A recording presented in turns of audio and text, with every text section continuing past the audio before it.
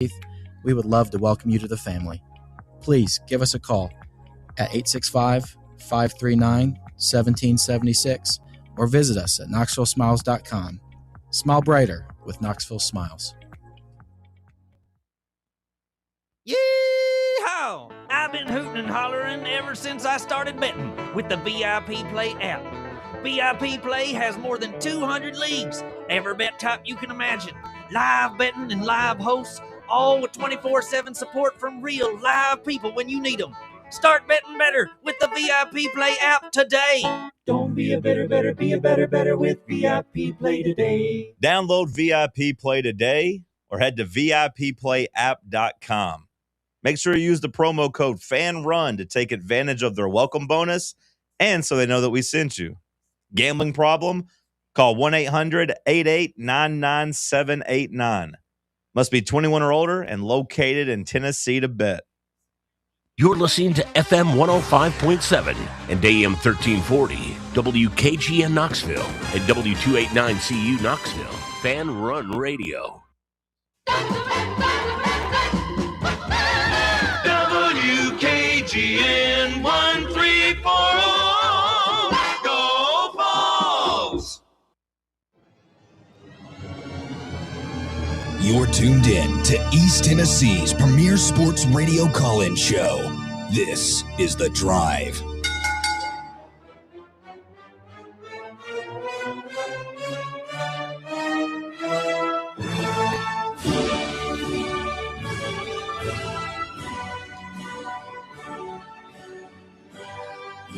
And hello, good afternoon, and welcome to another stellar edition of The Drive here on Fan Run Radio. Russell Smith, punching the time clock. Another snow day in East Tennessee. SEC Mike getting set to join us to talk all things college football. Tennessee Hoops assistant Greg Pollinsky in hour number 2. A lot to get to here this afternoon as we roll on through the month of February. Tri-sports convergence. I love these times of year. You get a little bit of it in the fall, but a little bit of everything. Football's so dominant in the fall, you don't really get to feel. We got football stuff, we got basketball stuff, and we got baseball stuff. I was going through the Athletic. They had the Athletic had the top 25 college baseball teams, and we talk about the wide range of rankings for the Vols. Where do you think the Athletic had them ranked? Number 1, the best. No. 23rd. No. 10th. 17th, which is like that's a little bit lower than some of the other polls. But the thing that doesn't hack me off. The thing that raised my hackles a little bit. Okay. Are those a thing? Do you have hackles? What do I raise? It raised my hackles. Chapped your rear end. Chapped my hiney. Yeah. We were 10th in the SEC. Pardon me? So they had 9 SEC teams ranked ahead of us. Let's see if I can pull this up real quick. It's the first thing I was looking at this morning. But yeah, I mean, it was. Who they got in front of us?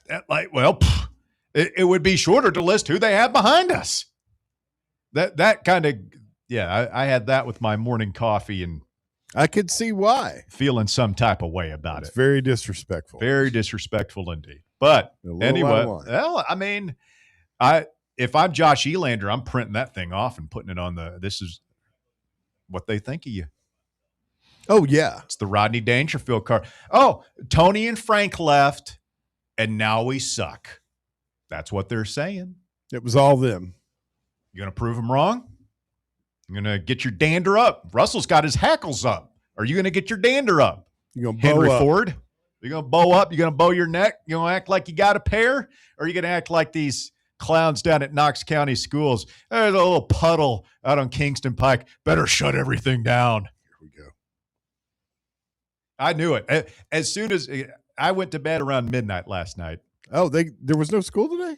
No. Oh. They called it off at 5 a.m. That's the worst, dude. I knew I knew when I went to bed, I looked out the window and we had a good dusting. Not it like, I mean, if you were measuring it, it would be what? A 1/10 of an inch. It was a dusting. Yeah. So all the yards were covered, but the roads were fine. And I was like, that's it. They're out. Yeah, they're done. Is your kid out of school today, Bob? No, please. No, they had a late start, which is fair. I took the dog out for a walk this morning, and it was a teeny bit slippery. But yeah, I mean, I was out early. Yeah, I mean, I could understand like an hour, or even 2 hours. Yeah, late. they did a 2-hour late start. That's safe. See, I think that's overkill, but okay. Like I'm a different. I mean, there were some slick spots this morning. Oh no, there's a slick spot. Yeah, it's winter. It's going to be slippery. We can't protect them from every speck of ice imaginable. There's no talking you down. I give up. No, there's not. I mean, like, right. I'm right. Here's the thing. I'm right. I'm right. Everybody else is wrong. And the sad thing about it is it's making our people look bad, man. I mean, we talk about the wussification of America, but Yankees have always like, a little snow, you can't drive anymore. Like that's been around for years. But now, I mean, we're just giving it credence. Russell Reb, is this what this is coming from? Us and the Yankees? I mean, do you not have any regional pride of where you live? We're supposed to be the tough ones. No, please. No, you're proving that you're not. I'm from the Midwest. You guys are soft in winter. My God. That's what I'm saying.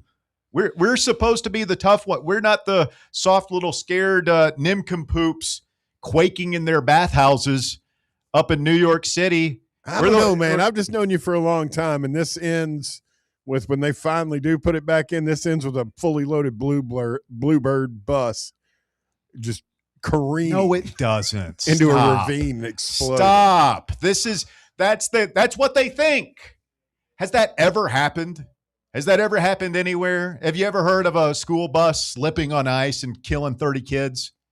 Has that ever happened? It's dangerously close to tipping of the wrath. Anywhere. Has it ever happened? Well, I mean, there's bus wrecks all the time. I don't know about winter. Can you name a single time a bus has ever wrecked on ice and a bunch of kids died? Not off the top of my head. Never happened. It's never happened.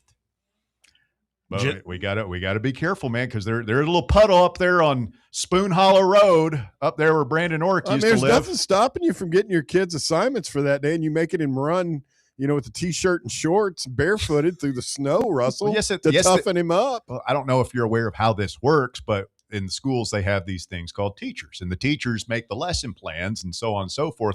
And if there's no school, guess what doesn't happen? Aren't you pretty much married to a teacher? Yes. You got one in the house. That's how I know. Pretty much. Come on, man. Show some backbone. Jonesy 404 on the live chat says Knox County School Board needs a new strength and conditioning coach. They do. That's a good line. They need a culture change. A culture problem.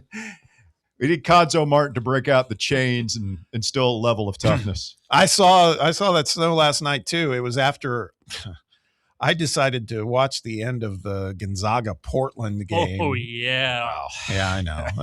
It was an incredible game. That's the most Bob sentence that will be uttered on the show today. And maybe it's because I wanted to go to sleep, but the last 50 seconds of that game took 10 plus minutes minimum. Yeah. It was like Gonzaga was down 10 and they were just going to try to chip away, foul, go back. Refs have to look at the clock to make sure, is it 51 seconds or 50.8 seconds or just die already. Yeah. It's like, come on. But I got up to get some water and I looked outside and I was like, dusting. See what this looks like in the morning. Not very much. No. It is. Hey, we can circle back to it. I came across something Tennessee-centric and a little bit disturbing on the internet.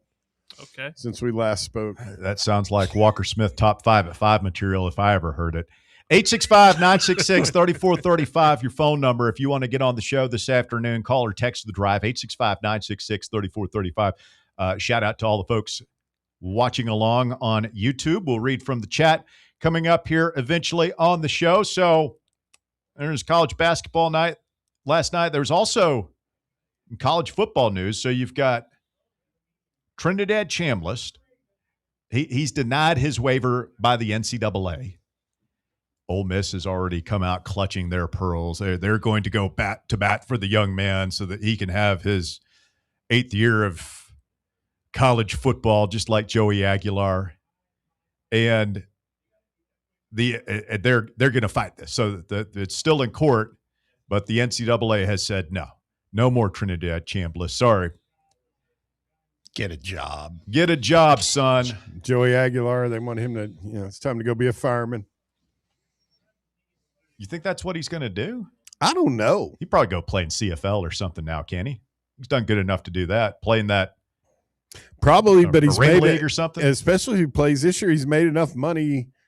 He will make life-changing money, so he can pretty much do whatever he wants. I don't know if I were him and really the NFL is not on the table, why continue to risk your long-term health for peanuts? Well, he can't do whatever he wants. I mean, he made $1 million last year. Even if he gets to play this year, he'll have two. So you made $3 million in 2 years. So, he could go be a fireman and live comfortably because he's got a $3 million cushion. You're assuming that he's saved all this money. I don't know. Out of all the kids, I mean, you heard Odell Beckham say that you can't make it on $100 million. There's a huge difference in. I mean, Odell Beckham. I don't put him on the same level as Joey as far as what like intelligence. Calling Odell Beckham dumb? Yeah, I am. He's stupid. We're not talking about Marshawn Lynch here, dude. Wow. Based on what? Based on that statement alone. alone. Yes. Well, I think what he was getting at is that with you get used to the lifestyle, and then if you're an idiot, you would. If you're like Marshawn Lynch and Peyton Manning, I think Brady a lot of those guys get used to it. My point is, I don't think Joey can retire on his $3 million. I think he's good enough. I think he's good enough that he could play professional football somewhere. Man, if he comes back and he's healthy and he has another 3,500 yard season and he cuts down on the turnovers a little bit, he'll get a shot. He'll get an invite to an NFL camp somewhere. I don't know that he gets drafted, but somebody will bring him in, give him a shot. Sure. So Chambliss, his waiver denied by the NCAA. But my favorite story is the news coming out of Maryland today. Oh, boy. Where Mike Loxley is trying to hire one Jerome Pruitt cornbread as a defensive assistant. That's a great hire for Loxley. They work together at Bama. It doesn't say if he's going to be coordinator or not. It says as a defensive assistant coach. Well, here's the thing. Jeremy Pruitt, you say a lot about him. We've said a lot about him. Skullcan doesn't work well with others. All right. No, but Skullcan's teams are usually always, on defense at least, were very tough and nasty, and he can motivate the hell out of some players. I watched him do it for Alabama. This isn't going to be his team, though. Yeah, but no, I'm talking back when he was, he was controllable under Nick Saban. You heard the stories about him working at Florida State and Georgia, and he wanted to fight, or somebody was going to. That's Mark Richt. Yeah, it was the story. And we certainly know the stories here. So here's Mike Loxley, who's clearly on the hot seat. Like they almost got rid of him this past season, and now you're going to invite this chaos into your building. I mean, don't get me wrong, I'm here for it. College football is more entertaining with Jeremy Pruitt in it. He's a character. Yeah, cornbread. I think Matt Dixon said it. He had a really good tweet earlier today. I think he put it too directly to Danny White. He's like, as soon as Pruitt's hired, Tennessee's probation ends. Well, and told Danny White, stop acting like we're on probation. That guy's already back in and got a job. There's no acting like it. I mean, we are technically on probation. There's no rules. So you think we should just thumb our nose at the NCAA and say we're not abiding by the terms of this probation anymore? I mean, they took back the penalty against the guy who, I mean, they rescinded his show cause. I don't dismiss it out of hand. It does feel Like, here's Pruitt, the guy who presided over all the situation that led you to cheating scandals. And now he's back. And maybe he should be able to be back, but that's got to be a two-way street. Like, if he's back, we have to be back, right? We didn't have a junior day. Yeah, I think that was Dixon's this point. past weekend because it was part of the self-imposed agreement we reached with the NCAA. That kills you, man. I mean, you see it. You read it. I don't know if you read the article about Tyreek King and how Brian Kelly blew his recruitment, and then the video you said. If you can't have a junior day, that hurts you. That hurts you. That's less FaceTime you're going to have with a young man their junior year to really get in good with them before their senior year. Yeah, I don't think it's the absolute end of the world. It doesn't mean like we can't. I would rather have one than not have one. Yeah, we've been succeeding despite these limitations for a couple of years now, but it's almost a matter of principle. And I realize that this is college football and you fight for every inch. And yeah, even small sanctions can matter and have a detrimental effect. But to me, it's almost on principle alone. Wait a minute. The guy can come back, like the guy who did all the stuff. Yeah. The guy you were mad at, he can come back. Still waiting on that lawsuit, Russ. But we still have to suffer the punishment, the consequences. I mean, come on now. Pretty much. Are we being greedy, Bob? Do we want it all? We want Joey Aguilar. We want the NCAA to piss off. We don't want to have to take our medicine from the Jeremy Pruitt. But are we just being a little bit too much? A little bit, and yeah, I mean, I'd say, yeah, we're asking a lot, but we deserve it. I would say you got to ask for a lot, man. It's like in sales, man, you ask for more than you expect to get, right? It's true. You can't get a yes unless you ask for it. You got to ask for the order. I mean, that would be my thing. Is like, if I'm Donnie Plowman, Danny White, I'm calling whoever at the NCAA and just being like, hey guys, what's up?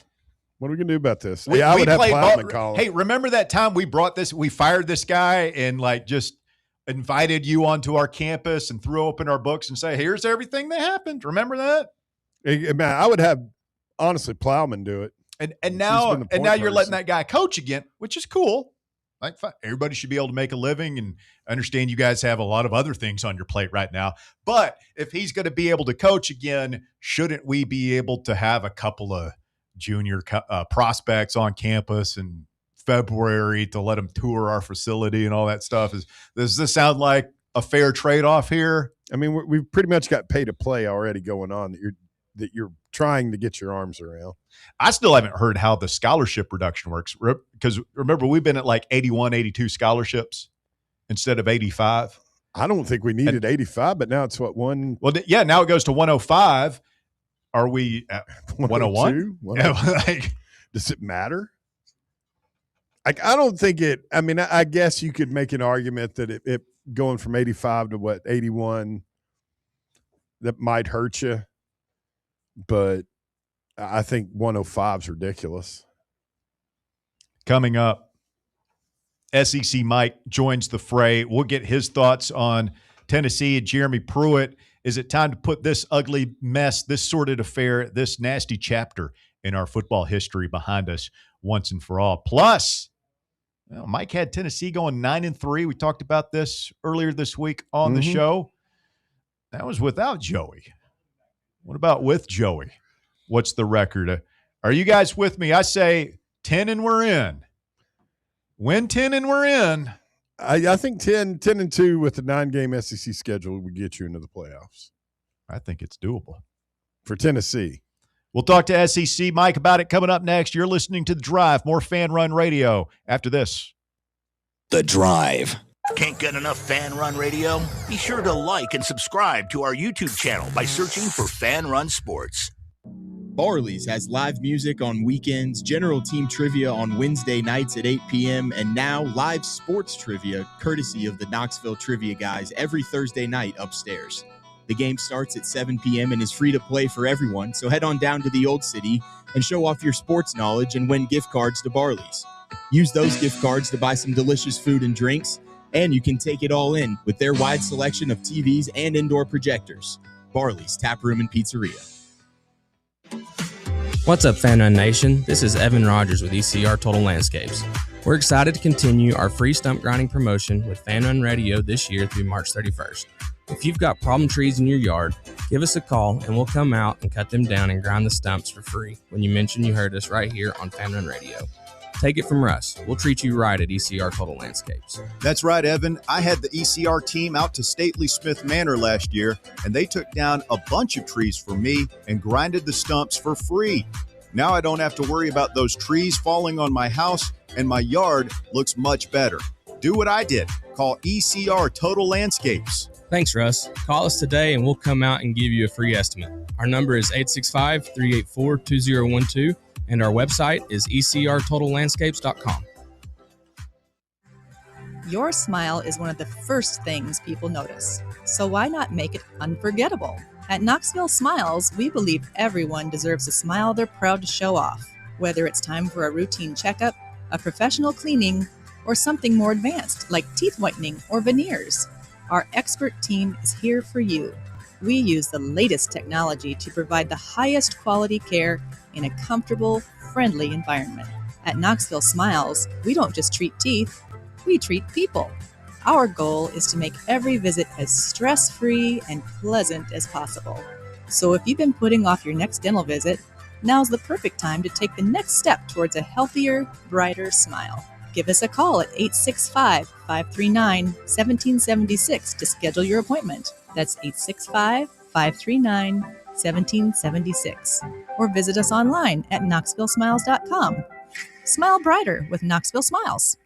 Have you ever found yourself wishing your clothes looked brand new again? Whether it's your favorite suit, that little black dress, or your comfy winter coat, Crown Cleaners can make it happen. From stubborn stains to delicate fabrics, the expert team at Crown Cleaners uses the latest cleaning technology to ensure your clothes come back looking and feeling fresh. Visit one of their 2 area locations, Kingston Pike on Bearden Hill or South North Shore Drive near Dunkin' Donuts. Online at crowncleaners.com. Crown Cleaners, a tradition of excellence.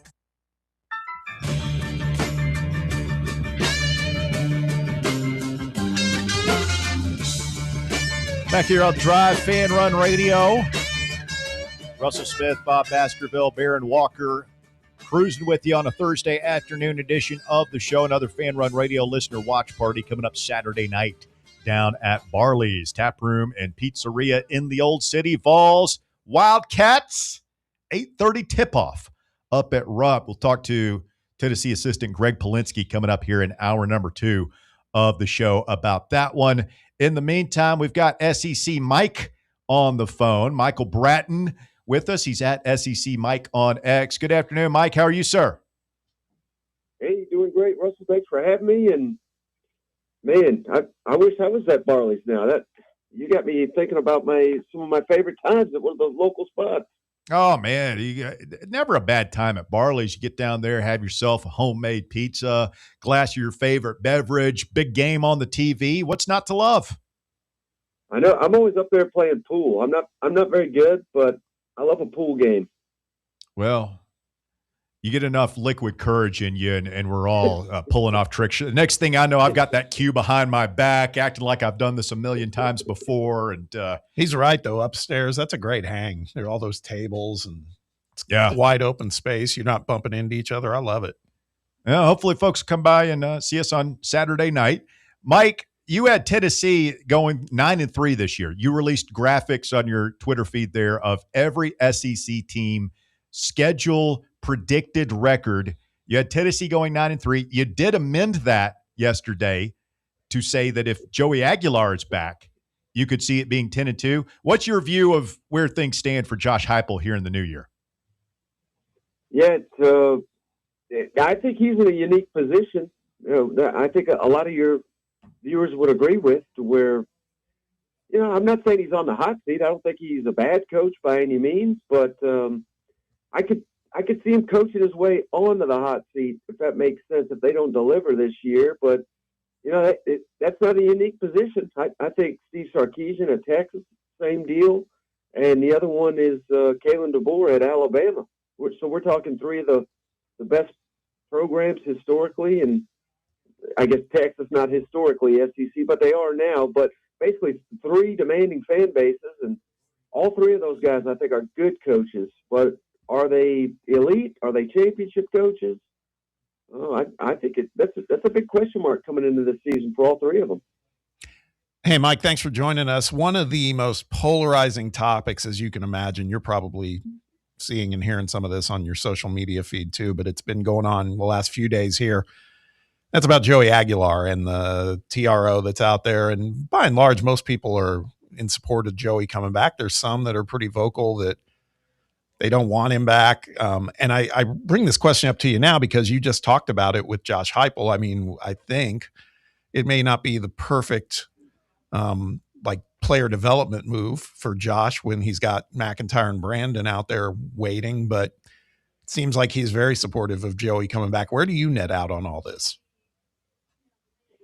I honestly, I'm not really in favor of it. Now, does that mean I root against Joey Aguilar? No, if he comes back, good for him, good for Tennessee, but I'm kind of struggling to see his case, which he will legitimately be an 8th-year college player if he comes back next year. Now, I know some people will bicker because of the junior college and all that, but I don't know. I mean, I feel like enough is enough at some point, and I think Tennessee's just doing what Alabama's doing with their basketball team, what Ole Miss is doing with their quarterback, Trinidad. So not calling out Tennessee, not calling out Joey Aguilar by any means, but I don't know. I'll say I'm not a fan of it, if that makes sense. But again, if he's back, I'll be rooting for him to have a really good year, and he probably will. But I think, I don't know. I think we're playing outside the rules here, and I think that's the way college sports is, because I don't know that there are any rules. Well, I've been saying for a while now, if there are no punishments, then there are no rules. So you're not, if there's nobody to say, well, you did this, so this is going to happen now, then what are we talking about? I agree with you, Mike. I don't like these guys being in here 6, 7, 8 years. It's ridiculous. I do think there's a slight distinction to be made between the Bediako thing and Aguilar. Where, Bediako forgoed his eligibility. He signed a professional contract, played professional basketball, and wants to come back now. To me, like that's another step. I don't like the Aguilar thing. I'm with you. If he comes back, I think that's good for Tennessee. I'll support him. But I think the Bediako thing goes above the pale. And now you've got a guy who went to UCLA who actually played in the NBA, like not just the G League. He was in the NBA. He wants to come back. I think everybody thinks that's a bridge too far. So we're just kind of in a messy spot now. Forget the NIL and collective bargaining and all that stuff. College athletics has got to find out who's eligible to play. Yeah, and you're 100% right. The Bediako and Aguilar, that's a poor comparison. But here's a better one then that I feel like most of your listeners, if they're honest with themselves, would own up to. This is nearly identical to Diego Pavia, where Pavia wanted another year, and his rationale was, junior college shouldn't count, and I've got all this money coming to me via NIL, so I deserve another year. And I don't know any Tennessee fans that like Diego Pavia or his ability to come back for another year. So I don't know. Again, does that mean you have to turn your back on Joey Aguilar? No, but it's nearly an identical situation. Yeah. If you're going to be consistent as a Tennessee fan and you want Aguilar back, you have to say that you also have no problem with Pavia coming back next year if he wanted to. He says he's not going to, but if he changed his mind, you have to be okay with that as a Tennessee fan if you want Aguilar back. Let's see if he gets drafted, and he probably won't. That may change the calculus there in Nashville. Let's jump tracks here. Let's talk about a coach who feels like there was a lot of drama swirling around him in the offseason. Well, the season was still going. That's Lane Kiffin, who's now at LSU. And it just makes me wonder. I mean, the expectations are going to be sky high for this guy. What do you think is going to be a reasonable first season win-loss record for Lane Kiffin to avoid the natives getting too restless down in Baton Rouge? Well, rational and expectations, they don't really go hand in hand, particularly in Louisiana, where they were trying to tell me they were going to win the national championship last year. And now that, they clearly didn't, and I didn't have them as a playoff team.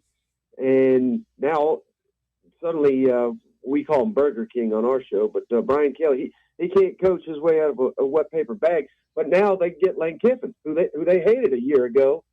So congrats to them. He is certainly on the PR campaign. I don't know if you guys have seen it, but LSU, it's just different, apparently. I mean, it's comical. Is that their new slogan? It's just so different down there in Louisiana. That's according to Kiffin. I guess he didn't say that when he was in Oxford, of course. But I mean, there's a reason that I call him Lane Quitting. I will never let him live that down, that he quit on Ole Miss and left a playoff team.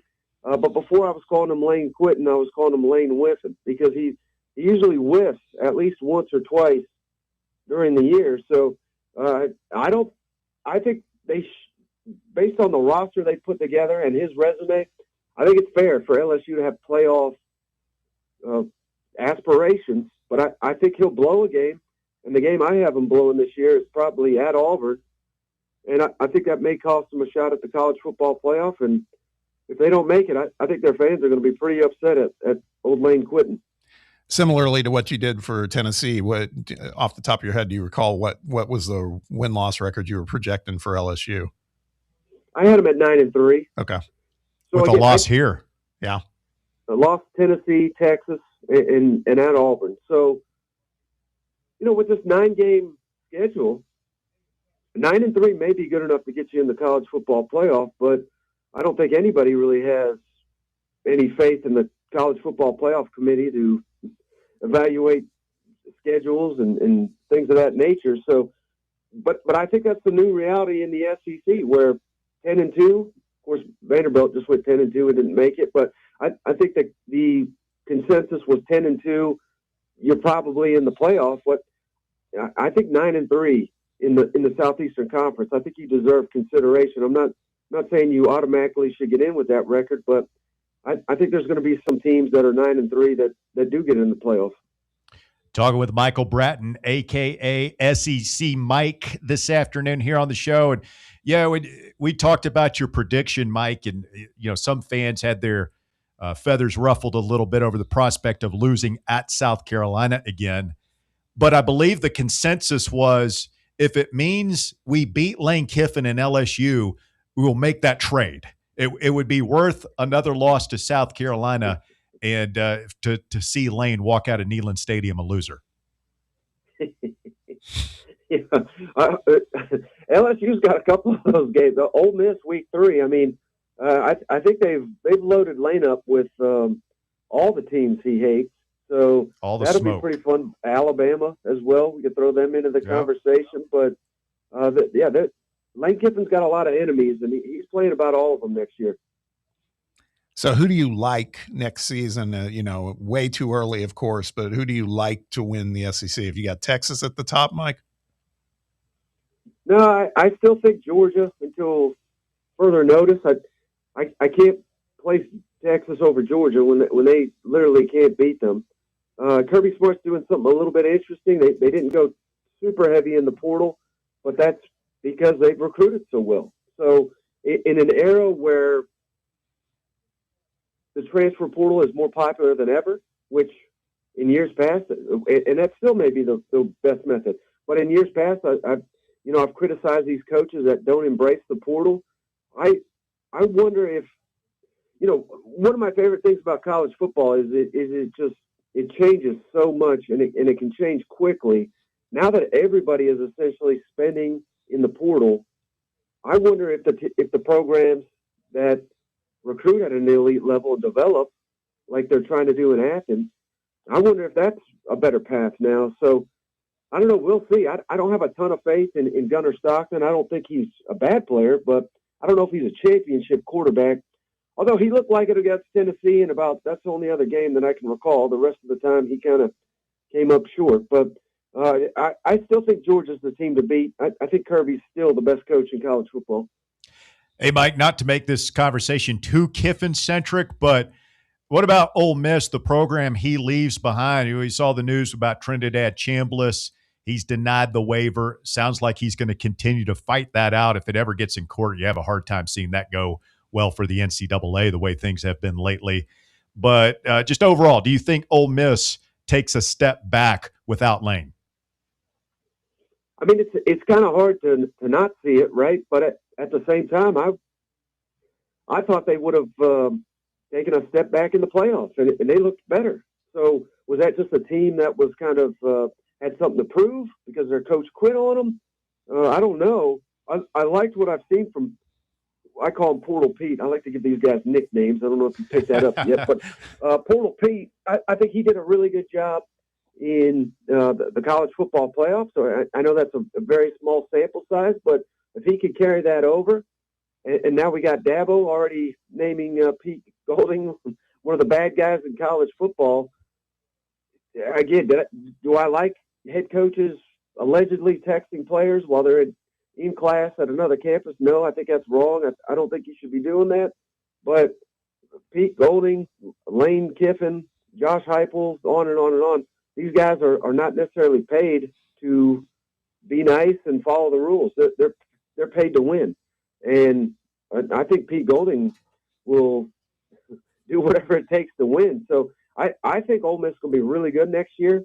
And for those that have not been following it that closely, the NCAA has at no point said Trinidad can play, but it's almost irrelevant. So I don't read anything into that.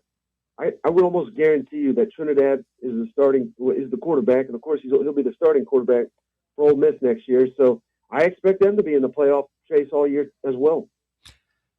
Mike, I can't recall where I saw it, but it felt like one of the more common novelties off the heels of Indiana winning the college football playoff championship was what program is lined up to be kind of the next Indiana in college football. And they had, some of these publications, digital services, what have you, were mentioning a handful of teams. And two of them that kept popping for me off the SEC were Vanderbilt. And of course, Clark Lee did a great job this year. That was a good team. Just missed out on the playoffs. But then another team that keeps coming up in conversation is Kentucky with Will Stein. Now, I mean, not saying I assume they could be a threat to win the national title, but do you see the possibility of Kentucky really doing an about face in the next season or two and being a real factor in the SEC? No, not at all. And I don't understand. And I've seen it too. So, some of the people I respect most in this business are saying that, but I don't know where in the heck they're getting at. And this is not like I hate Kentucky or anything like that, but I've always said, now there are outliers, but in this conference, I would literally never hire a head football coach that has never been a head coach, because the learning curve is just so absolute. So Kentucky's got that against them. And then I think they've gone out and hired the worst offensive coordinator in the conference. Their defensive coordinator, he did such a good job at A&M. Mike Elko took away the coordinator role from him. So that's your defensive coordinator. And he did an awful job at North Carolina before that. And at Army, he was wildly inconsistent. So there's your defensive coordinator. And then their quarterback has literally never started. So I don't know about you guys, but I think head coach, offensive and defensive coordinator, and starting quarterback is kind of important in college football. So I don't understand why anyone thinks Kentucky's doing anything next year. I have them as a 3-9 team, I think. That convince you to put Kentucky back in its rightful place, Bob? I'm good with that. Yes. Who is their offensive coordinator? I'm drawing a blank. His name's Joe Sloan. Oh yeah, the guy from LSU. That's right. Yeah. At LSU, that the entire staff got fired in the middle of the year. Oh, Willie Stein real knows how to pick him up there. Hey, Mike, appreciate the time, my man. Last thing here, Jeremy Pruitt, close to getting back. Mike Loxley wants to hire him as a defensive assistant up there at Maryland. Where does Jeremy Pruitt rank these three coaches for me? Derek Dooley, Butch Jones, Jeremy Pruitt. The triumvirate of success. Yeah. I will put Butch Jones first. Okay. But, I mean, we're obviously grading on a massive curve here. Understood. I would probably Dooley second. Wow. And then Pruitt third. You'd have been tempted to go Pruitt, then Pruitt, Dooley. I mean, the Dooley's dozen, Mike. That's what else did. I mean, he's just. Well, this is the saddest conversation you will have all day, guaranteed, Mike. Power ranking those three. Yeah. Well, I think if you combine those last two, I think the IQ is close to a normal level. So, shout out Tennessee leadership that hired those geniuses. Well, Dooley is getting close to being in Congress, which means he's only a few steps away from the White House. I saw a video from him this morning. He's still just as idiotic as he was when he was. I'm going for Butch as vice president and Pruitt as Secretary of State. Imagine sending Pruitt to North Korea to negotiate some sort of treaty. Yeah, that's a hell of a cabinet right there. What is kimchi? All right. Cornbread. Mike, appreciate it. He's at SEC Mike, or he's actually at Michael W. Bratton on X, but we all know him as SEC Mike, that SEC podcast. Mike, always a pleasure, my friend. Thanks for jumping on. Absolutely. Thanks for having me, guys. Yes, sir. SEC Mike, one more time on the show. Good stuff right there. Lane Quitten. That's a good one. Portal Pete. I like Lane Whiffen. That was another one he said. Lane Quitten. Lane Whiffen. Portal Pete. Wonder what his nickname for Pruitt was. I mean, it's got cornbread. Aristotle. Cornbread. When I think Greek Stoic philosophers, I could actually see Pruitt in a toga, which is that's a little weird. Yeah, no, it's more than a little weird. Walker, stay with us. The Drive, Fan Run Radio. Back with more right after this. The Drive. The voluntary reaction. Tune in to the Fan Run app and our YouTube channel immediately after every Big UT game for instant analysis and crazy calls. Hi, this is Dr. Stephen Malone at Knoxville Smiles. Has it been a while since your last dental visit? If so, I'd like to invite you to come see us. At Knoxville Smiles, it's our vision to provide the best dental care in town in a relaxed, friendly environment. So if it's been a while and you've been putting it off, don't wait any longer. Come see us at Knoxville Smiles. You can schedule an appointment online at knoxvillesmiles.com or by phone at 865-539-1776. Smoky Mountain Brewery is the place to be for game day. From the moment you walk in, it's wall-to-wall big screens, making Smoky Mountain Brewery the perfect place to watch the Vols or your favorite team in action. With locations in Turkey Creek, Maryville, Pigeon Forge, and Gatlinburg, you're never far away from a great time at Smoky Mountain Brewery. Try one of their world-famous microbrews like Black Bear Ale, Mountain Light, or Cherokee Ale. Juicy burgers, wings that bring the heat, and delicious handmade pizzas made with hand-tossed crust from the freshest ingredients and their own special sauce from a secret recipe, topped off with hand-grated cheese and farm-fresh toppings. And don't forget, those famous microbrews are also available in kegs for your next party or in 6-packs and growlers to go. So grab your crew and head to Smoky Mountain Brewery and tell them Fan Run Radio sent you. Smoky Mountain Brewery. Eat local, eat good. Vol fans, reimagine your home at Broadway Carpets and Flooring for any remodeling or building needs. With a variety of carpets, rugs, hardwood, vinyl, and stone, Broadway has all the flooring and installation options you're looking for, including pet-resistant products like Pet Perfect Carpet from Shaw Floors. Visit their showroom in downtown Knoxville or the location in West Knoxville located on Kingston Pike near Pellissippi Parkway today. Today, we raise a glass of Jameson Irish whiskey to the sport of football. Hear, hear! To Gaelic football, born in Ireland in 1885 in its thrilling blend of soccer, rugby and basketball. On a massive field, 15 players kick or hand pass a round ball to score points over a bar or into a net. No pads, no helmet, no sense. Hear, hear! to college football, which kicked off in 1869 when Rutgers beat Princeton 6-4 in the Battle of New Jersey. With 11 players in helmets and pads, teams battle on a 100-yard gridiron with explosive pass plays and hard-hitting tackles, unless you're called for targeting. Hear, hear! Since 1780, Jameson Irish whiskey has been enjoyed by sports fans all around the globe. Whether your football is Gaelic, American, or even soccer, we can all agree on super smooth Jameson Irish whiskey. Hear, hear!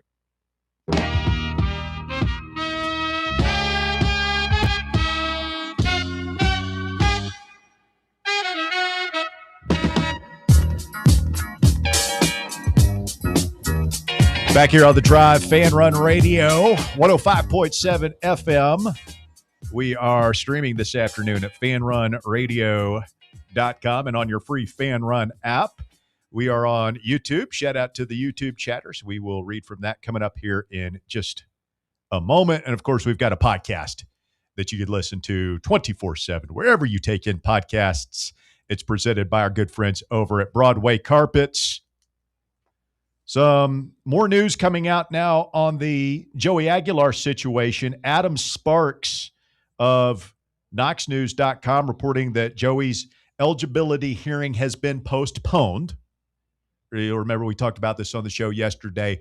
Not a surprise. Now, I think it's because, Bob, and I haven't read every morsel of information on this, but the lawyer for the NCAA who's going against Aguilar. Right. It's the same guy. First of all, he's from Knoxville. He's a former college football player. Did not play here, but he's a Knoxville native. Mm-hmm. What's his, you know his name off the top of your head? Younger. I read it earlier today. I saw the write-up, but I didn't catch the name. But he's doing the NCAA's casework for the Aguilar thing. He's handling the NCAA's casework for the Pavia thing. And he's handling the NCAA's casework for the Bediaco thing, which also had a hearing today. And I guess that one was on the books first. So he couldn't be in, Tuscaloosa and Knoxville the same day, obviously. So I guess. I thought they postponed that one until the Bediaco thing? Till the 16th, which means, because I thought I heard. Maybe they're postponing them all. I don't know. But attorneys on both sides filing an agreed order to postpone the hearing for Aguilar, which was scheduled for today. It will remain in Knox County Chancery Court and heard by Christopher Haggerty, the two-time UT graduate. Beard Bulldog. C-Hag. Oh, is he a Bulldog? He's a Bulldog. He's a Knoxville guy. He's a few years older than me. Do you think that matters? Do you think he's just interpreting the law strictly as he sees it, or do you think he's looking at this, as Jamie would say, with orange-flavored glasses? No, I don't think it's a case of orange-flavored glasses. He's from the person that told me, reminded me that he went to Bearden. I saw a picture. Somebody had posted a picture of him with the Tennessee hat on. Really? Yeah. I mean, he grew up here. He's a Knoxville guy. That doesn't mean he's going to interpret the law. He's not. It doesn't sound like he's a booster. I was going to say, the judge in Alabama. It's not you. You're not on the bench, is what you're saying. Well, I know I'm not a booster. No, I'm a but supporter. If you were on the bench, you would put your love of the law behind your love of the Vols, right?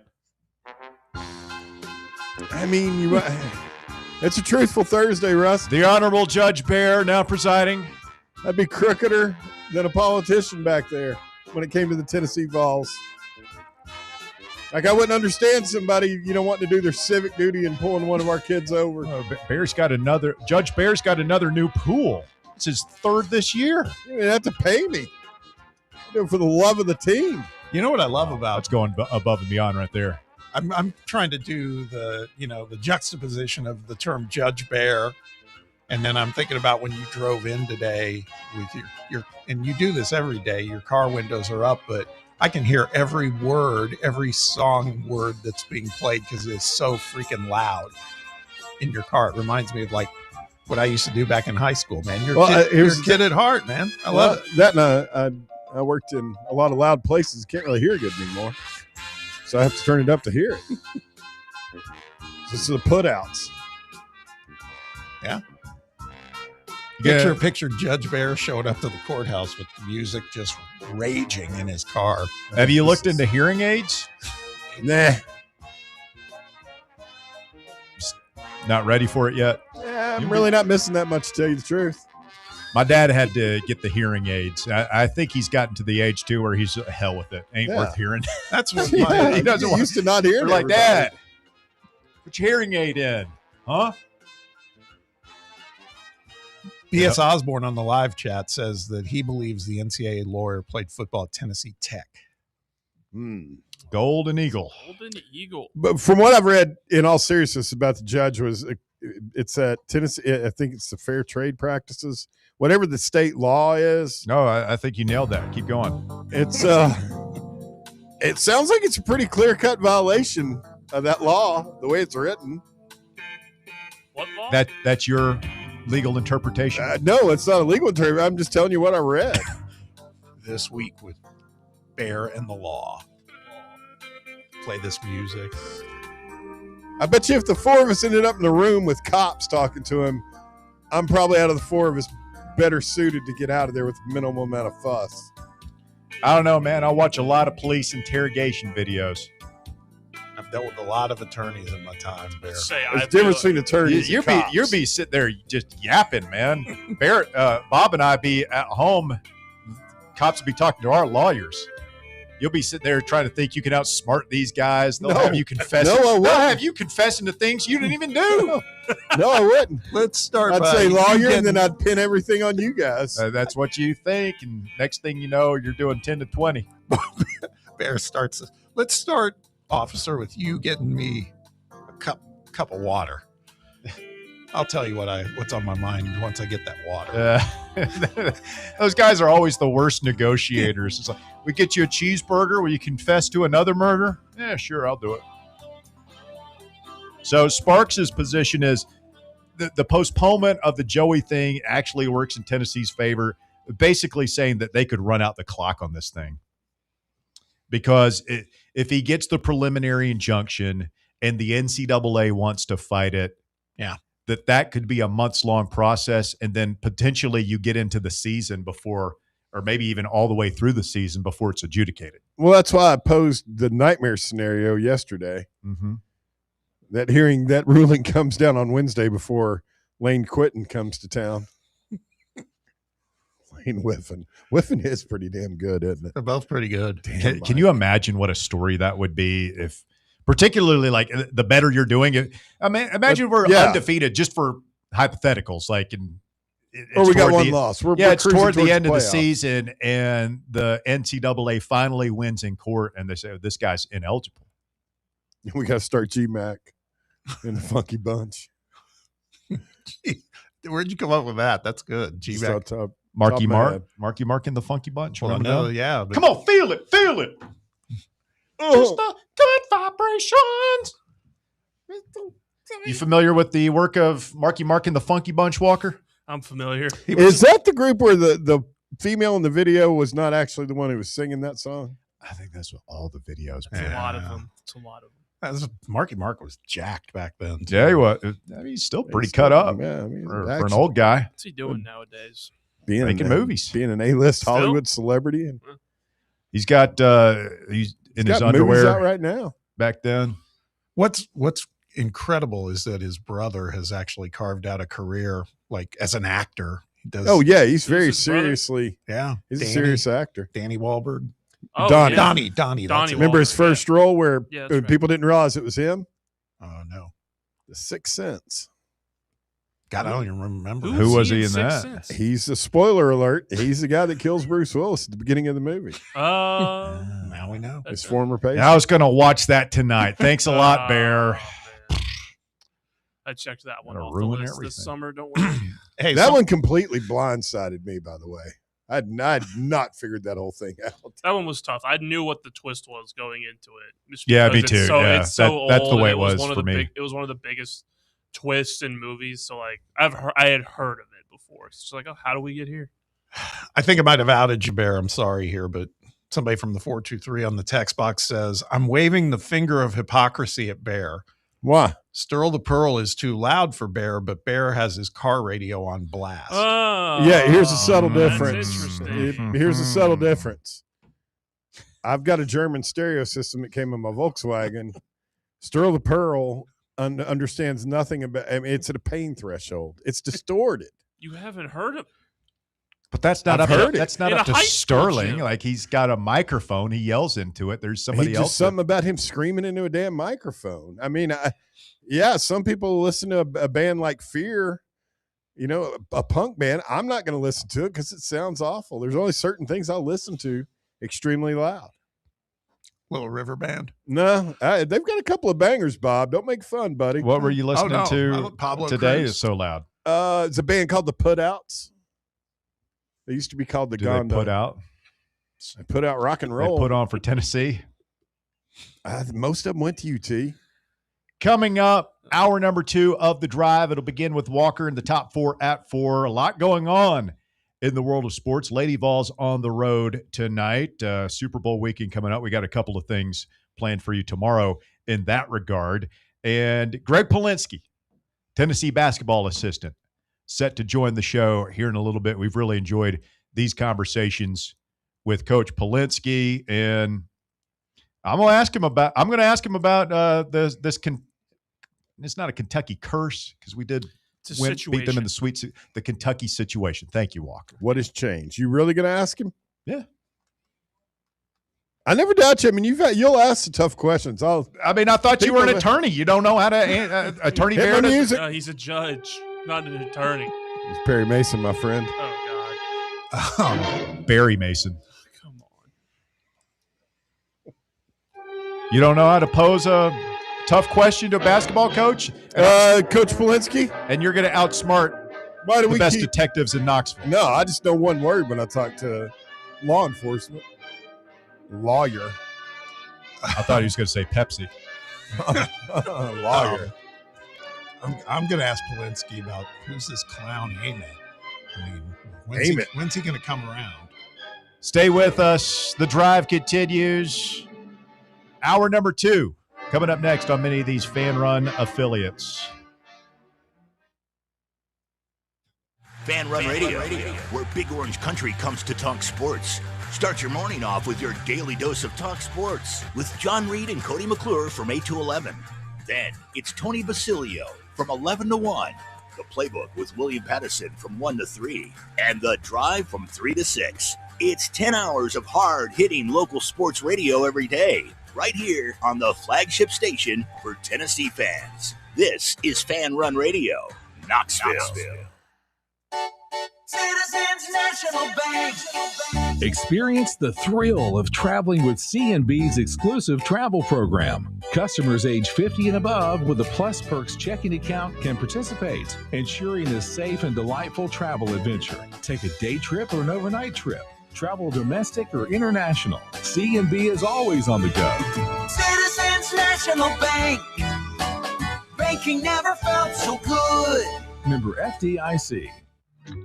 In a world filled with deadlines and screens, sometimes we forget the simple joys of life, days filled with special moments. At Inward Half, we understand the essence of these moments.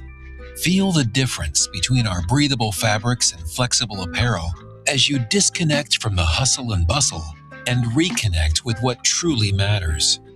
Inward Half, simple luxury for on and off the course. Welcome to Axle Logistics, where excellence isn't just a goal, it's an energy. As a leading third-party logistics company, Axle is powered by an award-winning culture built on a work hard, play hard mentality. Here, the drive for success is contagious and hard work never goes unnoticed. Whether you're just starting out or looking to level up, Axle Logistics is the place to launch your career. Join us and take your ambition to the stars. To learn more, visit axlelogistics.com. Matlock Tire Service and Auto Repair wants to make sure your vehicle is as ready as you are. The last thing you want to do is spend your time on the side of the road waiting on a tow truck. No. Schedule an appointment at Matlock Tire to have your vehicle checked out before you go. Tires and batteries, belts and hoses, fluids and filters, even the AC. Visit Matlock Tire Service and Auto Repair in Lenoir City, Athens, Maryville, and Kingston Pike in West Knoxville. Schedule your appointment online at MatlockTireService.com. Matlock Tire, keeping you on the road since 1953. Snakes, zombies, sharks, heights, speaking in public. The list of fears is endless. But while you're clutching your blanket in the dark, wondering if that sound in the hall was actually a footstep, the real danger is in your hand, when you're behind the wheel. And while you might think a great white shark is scary, what's really terrifying and even deadly is distracted driving. Eyes forward, don't drive distracted. Brought to you by NHTSA and the Ad Council. You're listening to FM 105.7 and AM 1340, WKGN Knoxville, and W289CU Knoxville, Fan Run Radio. Men all around Knoxville are celebrating the difference Men's Pro has made in their life. I'm Evan Bass, founder of The Clinic. If you're struggling with ED, we want you to be able to celebrate as well. As men, we hate going to the doctor, but Men's Pro was designed to take care of men like you better. These things can get worse if untreated. You're not alone. The medical support team at Men's Pro has your back. Today's the day to feel alive again. ED, performance issues, enhancement. We've effectively helped men jumpstart their performance comprehensively and with proven medication dialed in just for you. With same-day booking, you can meet our passionate team, and under guidance from our medical provider, you could leave with a plan that changes your life. The number one thing we hear guys say is, I forgot how I used to feel. Guys, it's time to feel amazing and crush this new year. Call my team right now and let us treat you to an unforgettable experience. Dial 865-544-8220 or go to menspronknoxville.com. It's time for the Drive's Top 4 at 4. Hour number 2 of the Drive underway. It's Fan Run Radio, and time for the Top 4 at 4. It's brought to you by our friends at Smoky Mountain Brewery in Turkey Creek, where we will be on Tuesday next week for a special 5-hour broadcast starting at 1 p.m. with the Playbook. William Pattison and friends will be there from 1 to 3, and then we'll be doing it live from 3 to 6. Come on out, see us at SMB Tuesday afternoon. Walker? Thanks, Russ. At number 1, Tennessee baseball has been picked to finish 6th in the SEC in what will be the first season under new head coach Josh Elander. The SEC predicted order to finish was voted by the 16 head coaches who comprise the conference. The Vols finished behind LSU, Texas, Mississippi State, Arkansas, and Auburn. So I was telling you about the Athletic and their top 25 where they had Tennessee 17th, 10th in the SEC. Ugh. So they had LSU number 2, Texas number 3, Arkansas number 4, Auburn number 5, Mississippi State 6th, Florida number 9. Going through these. TCU, Florida State, Ole Miss 13, Georgia 14, and then Vanderbilt 16. Really? So we were 10th, 18th or 18th overall, 10th in the SEC. I'd have a copy of that in everybody's stall. Oh, absolutely.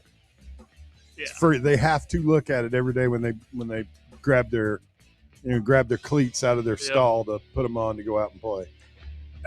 You could look at it. It's like, man, the SEC is really strong. You could be 18th, but 10th in your own league. Of course, this 17th. Is also a product of too many teams in these leagues.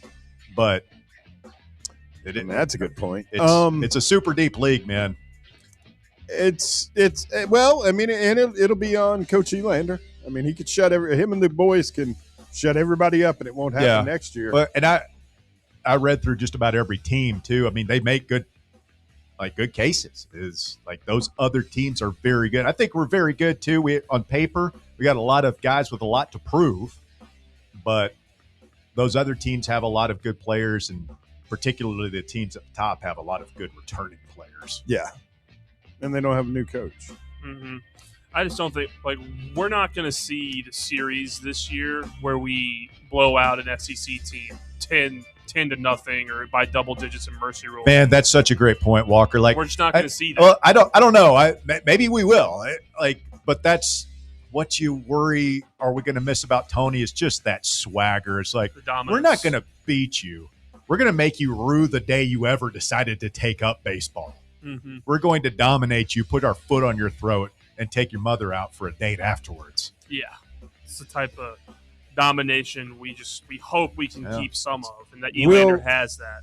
Well, could Elander be a better in-game coach than Tony? Who knows? I don't know. Maybe. Yeah, he's never done it before, I guess. True. We'll see. Find out. At number 2, the number 16 Lady Vols will look to get back on track tonight on the road against Georgia. Tip-off will be at 6:30 p.m. and is streaming on SEC Network Plus. Tennessee is a 5.5-point favorite. Bob, will you be taking the fan run private or the RTI private jet as soon as we get done here down to Athens to cheer on the Lady Vols? No. Probably watch a little of it, I have to admit. We lost 2 in a row, man. We need this one tonight. Yeah. We haven't looked good in either of them. We looked good for a second in the UConn game, but I think that first half against UConn, they showed us something, but yeah, it was a brutal second half. And again, I can't get the Mississippi State one out of my head. We need to come out and play angry tonight. Certainly. Mess some people up. That's going to be. I don't know if we need to get physical, Bob. It's just let's play with our hair on fire. Let's play like we mean it. I don't know, Bear. What do you think? Don't you think messing some people up would be? Know how he gets about Georgia. Yeah. And violence on women. I don't care for Georgia. I've got bigger concerns involving the Lady Vols right now. There's been a disturbing trend on social media that for some reason go on. There are numerous videos, and as soon as I watched one, how they start feeding them to you, about a lack of discipline on this year's Lady Vols team, that the whole team was late to a practice. Have you guys heard anything about that? That was the Mississippi State. The shoot-around. Yeah. Yep. The whole team was late to a practice? There are people that are basically saying that there's not very much discipline over there. Who? Like reporters or just like... No. People. Damn internet people. Mustard tosser? No. Who? I don't know their names. I didn't write them down. You don't even know their names. This is women's basketball we're talking about. Dude, I mean, you can't just get on the air and make wild accusations. I told you it's like a today on the internet kind of deal. It's like on the internet. Is this on TikTok? Yeah, there's a lot of video and reels. So you're just spouting unfounded rumor. You don't even know the source other than that was on TikTok on our sports radio call-in show. I'll look up what the broad's name is. Oh my God! What are you doing? What you asked. I'm just wondering, do we really have a problem, or is this just internet rumors? You asked if it was a reporter. He goes, no. Of course not. Reporter. Of course not. That's what this is what you told me to bring up top 5. Wasn't top 5 material. It's a today on the internet kind of thing. Here we are. How did we get here? Let's move on. Let's keep going. Please. At number 3, the NFL announced today that the first ever regular season game in Melbourne, Australia will be played between the LA Rams and the San Francisco 49ers. This will be a part of a record 9 NFL games to be played internationally next season. When are we going to have a game on Antarctica? Well, that's I believe Frozen Bowl. It's in the works. I'm thinking that this is definitely the biggest time gap, right? Time zone gap. Biggest possible one you could have, just about. When would a game be played there, and what would that mean for here? I think Antarctica. So I think what the hell are you talking about? Oh, Australia. So I was listening to something about this. I think the best way they do it is they kick it off at like noon Saturday in Melbourne, which would be pretty close to Friday night in America. It would have to be earlier than that. It would Maybe actually like be mid-morning. 10 a.m.? Yeah. It's 8 a.m. in Sydney right now. If they're 14 hours ahead and they kicked off at noon local time, that would be 2 a.m. our time, right? No, it'd be at noon. Yeah. No, it'd be 10 hours. No, noon would be like 10 p.m. our time. Yeah. No. It'd be later. Yeah. It'd be late. Yeah. Noon's in 4 hours. They're a in day Sydney. ahead of us. Yeah, they're ahead of us. Yeah, it's Friday. It's 8 a.m. Friday morning in Australia, right? I'm confused. Yes. So in 4 hours, it'll be noon in Sydney, right? No, that's 16 hours. What you're talking about right there. 8 a.m. It's 4 p.m. here. I think Australia is. It's probably 6 a.m. It's 6 a.m. right now in Australia. Can I just say no? It's not. I'm looking at the world clock on my Apple Can I just phone. say I don't like any of it? And this is the least of the reasons. Sorry, I asked. I just don't like it because it's the National Football League. If it's the International Football League, then by all means, let's play in Spain. Let's play in Germany. Let's play in Australia. It's the National Football League. Can we play in the nation? You know? I don't mind it. I like football in the morning. It's a Football global in the sport. morning is pretty nice. They could kick it off at noon. It'd be kickoff here. It'd be 8 p.m. Yep. On the East Coast. Bang. 5 on the West. Extremely They're 16 doable. hours ahead of us. 16? Yeah. Okay. I misspoke. Be a way for the NFL to get around maybe playing a game on Friday night when they're technically not supposed to. Wonder how that would work. What do you mean technically? Did anybody ever sign anything? I think there is something. We'll move on. And at number 4, Tigers star left-hander Tarek Skubal will be paid $32 million this year after a 3-person salary arbitration panel ruled in his favor today over the $19 million salary the team proposed. The victory for Skubal, 29, and the 2-time reigning American League Cy Young Award winner, not only bests the record salary for a player in arbitration by $1 million, but shatters the previous high mark of a $19.9 million award from a panel. And the Tigers just signed Framber Valdez. It's $36 million. 3 years, $115 million. So if they were to keep Skubal, I know there's some speculation that they might go ahead and trade him. Yeah. That'd be a pretty dynamic 1-2 punch. Pretty good. Got to get some bats, but definitely a good rotation. Are the Dodgers already deciding to liquidate whatever they have to? They're selling a couple of, I don't know, doing whatever they have to do to get ready to sign Tarek Skubal? Nah. They don't need him. They don't need him? They really don't. They might not. That's what's scary. Do you know what your rotation is this year? Let's see. Glasnow, Yamamoto. What's his Shohei. Yeah. Shohei will be able Roki to go. Sasaki. Yeah, I'm going to be interested to see what happens with Roki. He was pretty solid as a closer in the postseason. Y'all signed Edwin Diaz though. Oh, that's true. So I think he'll end up being a starter. And Blake Snell is the Yeah. one. Yeah, and then they've I was going to say they got Bobby, and I forget his last name. Bobby Miller. I mean, they're loaded. Even the Warriors, when they got Durant, are looking at the Dodgers and saying, like, enough, guys. We get it. Okay. It's true. Yeah. That is the top 4 at 4. It's brought to you by Smoky Mountain Brewery. Come on out, see us on Tuesday afternoon next week. We'll be there doing the show from 3 until 6 p.m. Come on out, have one of their world-famous pizzas with hand-tossed crust from the freshest ingredients, topped with their own special sauce and made from a secret recipe, topped with hand-grated cheese and fresh toppings straight from the farm. Oh, my God. Can't wait to devour a pizza after the show Tuesday night. I'll be looking forward to this all weekend. Wash it down with one of their famous microbrewed ales right there on site. Black Bear Ale, Mountain Light, Cherokee Red Ale. They got it all. Also available in kegs for your next party. 6-packs and growlers to go. Smoky Mountain Brewery in Turkey Creek. Eat local, eat good. We'll be there Tuesday, actually from 1 to 6 p.m. Yeah, William Pattison and the Playbook kicking things off, and then the drive from 3 to 6 Tuesday at SMB. 865-966-3435, your phone number. If you want to get on the show, now's a great time to go ahead and take a shot. 966-3435. We got Greg Pollinsky coming up here in just a few minutes to talk Tennessee basketball Vols on the road taking on Kentucky Saturday night. Have you seen any of the advance point spreads on this game? I wouldn't even know where to look for those.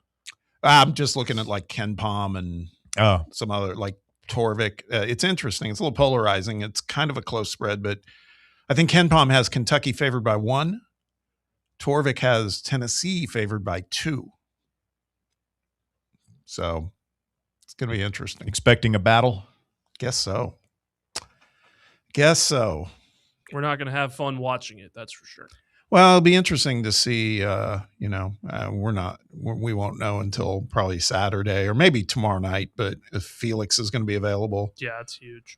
Amari Abram. I mean, we can always use bodies, but it's less consequential than Felix, of course.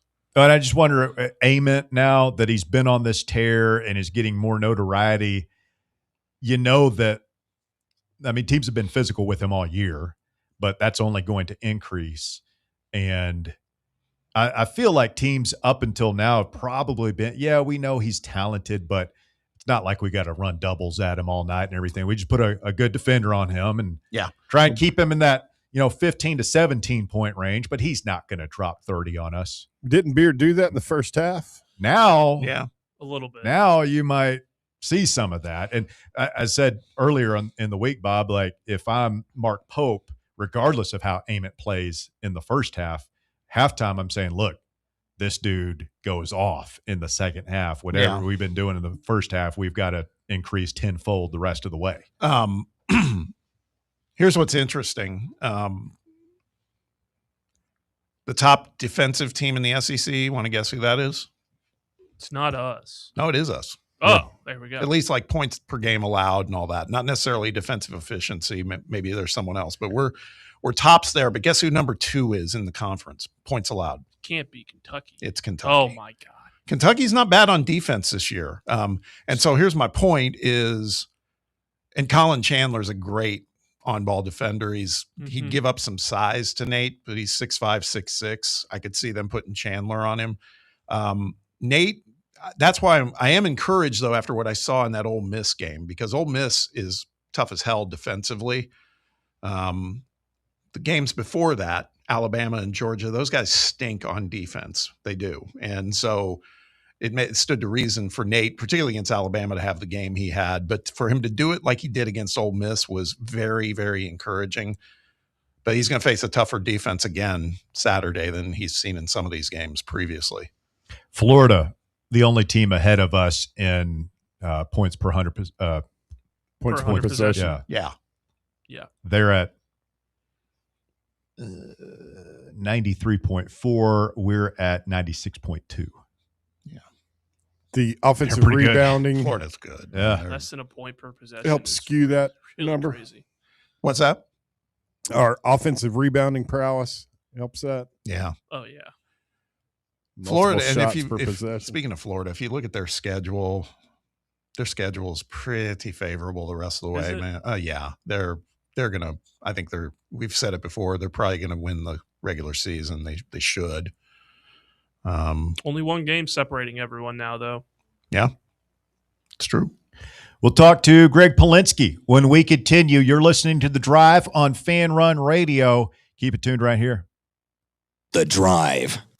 Catch up with all things Fan Run by subscribing to our podcast feed. Like, rate, and download the show from the Fan Run app or wherever you get your podcasts. Attention local businesses. Are you looking for a powerful way to reach your customers? Want to get your message heard by thousands right here in our community? Then it's time to advertise on Fan Run Radio. Radio advertising works. It's affordable, effective, and gets results fast. Whether you run a restaurant, a retail shop, or a service-based business, we'll help you craft the perfect message to bring in more customers. With listeners tuning in every day, your business will stay top of mind. And the best part is, it's easier than ever to get started right now. Don't wait. Boost your brand and grow your business today. Email me at russell@fanrunsportsgroup.com or just DM me on Facebook or Twitter to learn more. Hey, Knoxville. Surfside iced tea and vodka made with real brewed tea is only 100 calories, 2 grams of sugar with no bubbles and no troubles. That's right. Zero carbonation, so it's easy to sip and enjoy. Headed to a game day or party at a friend's house? Bring an iced tea or lemonade variety pack from Surfside, or try their green tea and new raspberry tea vodka. Find the can with the sunset stripes this season. Surfside iced tea and vodka, sold at bars, restaurants, and stores near you. Surfside iced tea and vodka, sunshine in a can. Must be 21 or older. Enjoy responsibly.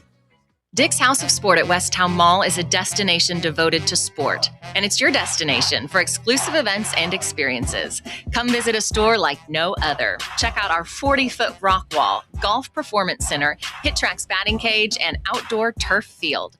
You can now rent our space for private events and birthday parties.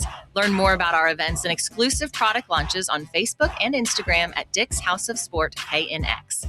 Dick's House of Sport, proud partner of Tennessee Athletics. For over 3 years, Crumble Cookies has served the Knoxville area. From Clinton Highway to Parkside Drive, even our friends out in Maryville have reached you, our fans, with the best cookies in the game. This fall, Crumble is gearing up for yet another fantastic season. Whether you're tailgating or looking for a pick-me-up after getting the kids from school, Crumble has you covered. Download the Crumble app to check out this week's rewards and features.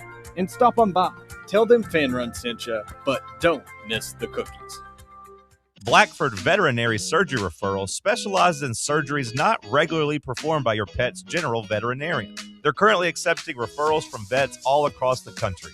With their newly renovated state-of-the-art surgery center and highly trained staff, clients can rely on professional and thorough care. If your vet says that your pet needs surgery or rehab, ask for a referral to Blackford Vet and let them get your best friend back on its feet. Located conveniently in West Knoxville. For more information, visit blackfordvetsurgery.com.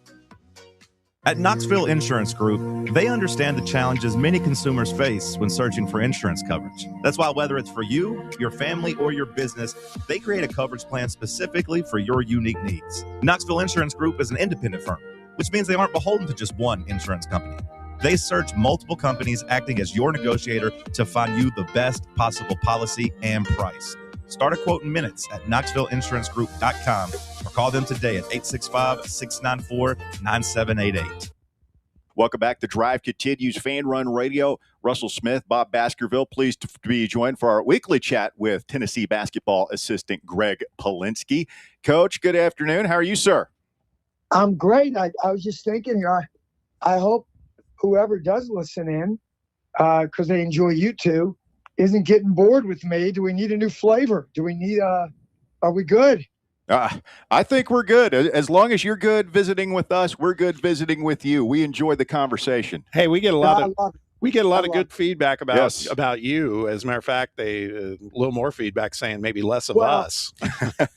I said it, Bob. At this point in my life, I'm fishing for compliments. Yes.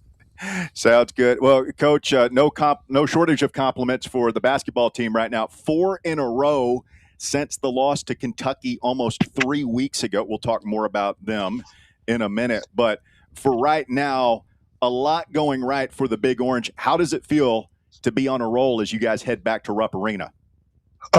Really good. I mean, I think the fact that we've also been able to do it without Felix, who's such a huge key to anchoring what we do defensively. And obviously Fee has an additional amount he adds to our offense, how he impacts the game. And he's taken such a step in maturity this year. And I just love what he's doing.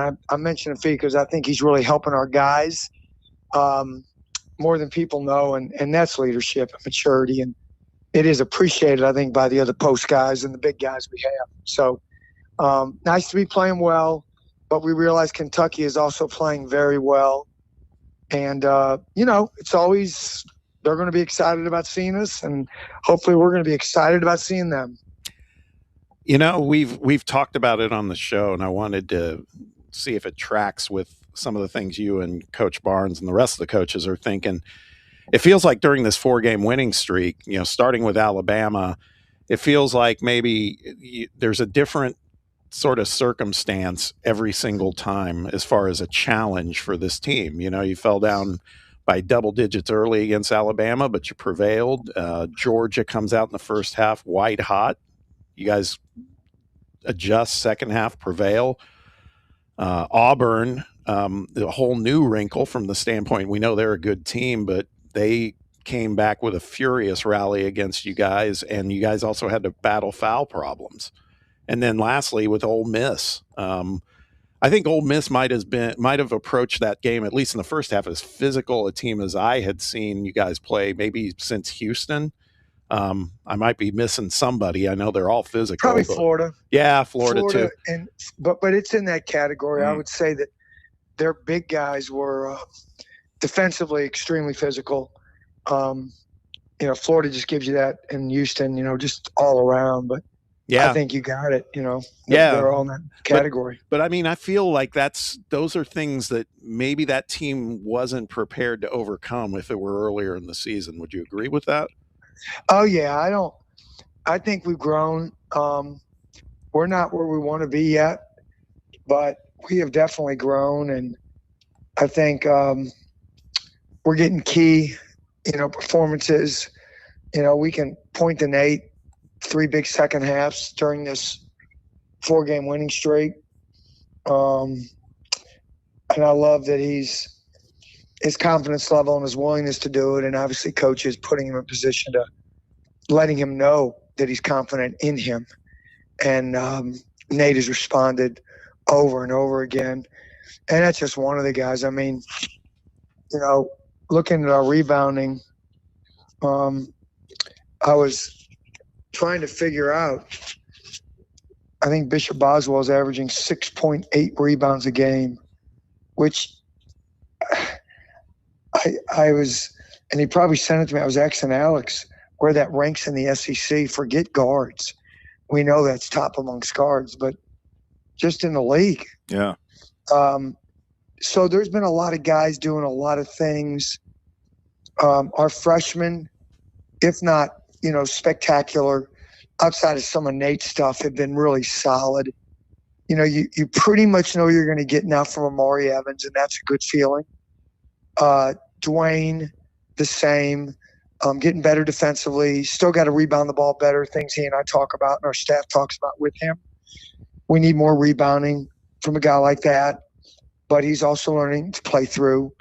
The minutes all of a sudden, right, were extended immensely without fee. But all this is growing, and the nice thing is we've been winning some games while we're seeing it. Talking with Greg Pollinsky this afternoon here on Fan Run Radio. And, Coach, you mentioned Nate Ament. We ask you about him every week, but he just continues to develop at an astonishing pace. And I guess my question is, what happens now? I imagine he's going to continue to see more and more physical play as he makes this name for himself and teams game planning against him, all that kind of stuff. How do you guys keep him on this current trajectory? Well, I don't think we do. I think, he does, and his teammates do. And it's not about, really points with Nate. We had like an early talk in that second half, like, hey man, I think he was 1 for 5 and struggling, right? And I said, get to the board. And it's not just me. I don't mean to sound like that, but we all have roles on this team, and as coaches and players. And one of them is rebounding and, leave a lot of the other stuff to we have a great group of coaches. But I said, Nate, get yourself going. Get to the offensive glass. Nobody blocks out perimeter guys. Bishop's a great example of that. Shaq was a great example. Just go get your rebound. And I think early in the half, to Nate's credit, nobody else's, Nate did it. And Coach talks about getting lost in the game. That's what Coach Barnes is referring to. Just go play the game, and the ball will find you. And then they start going through the net. So Nate, comes in, gets grabbed, lays it in, and then he, it feels good. And then he kind of gets himself going. And I think we've had a number of guys do that this year, and we talk about getting lost in the game. Coach talks about it a lot. Kobe hit some big threes. I mean, everybody. Jalen continues to rebound.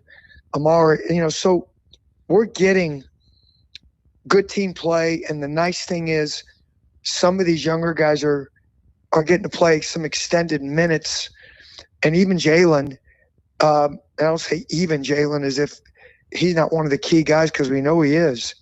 But they've been required to with just 3 post guys. And it was also good to see guys JP get going in the second half. One thing we were talking about yesterday, and I know you guys pore over all this stuff, but about Nate, in the last 7 games, so since that Florida game, which was not memorable for a lot of reasons, that was a tough loss, but Nate, it felt like maybe that's where Nate started to hit his stride again. And over those last 7 games, he's like neck and neck as the leading scorer in per game average in the SEC. And I thought it was great to hear Coach Beard say it the other night. It's like, this guy isn't just, SEC freshman of the year type guy. He's a guy who could be all conference. It's just got to be gratifying to see. You guys knew it. You guys saw it, to see it all start to come to fruition like this.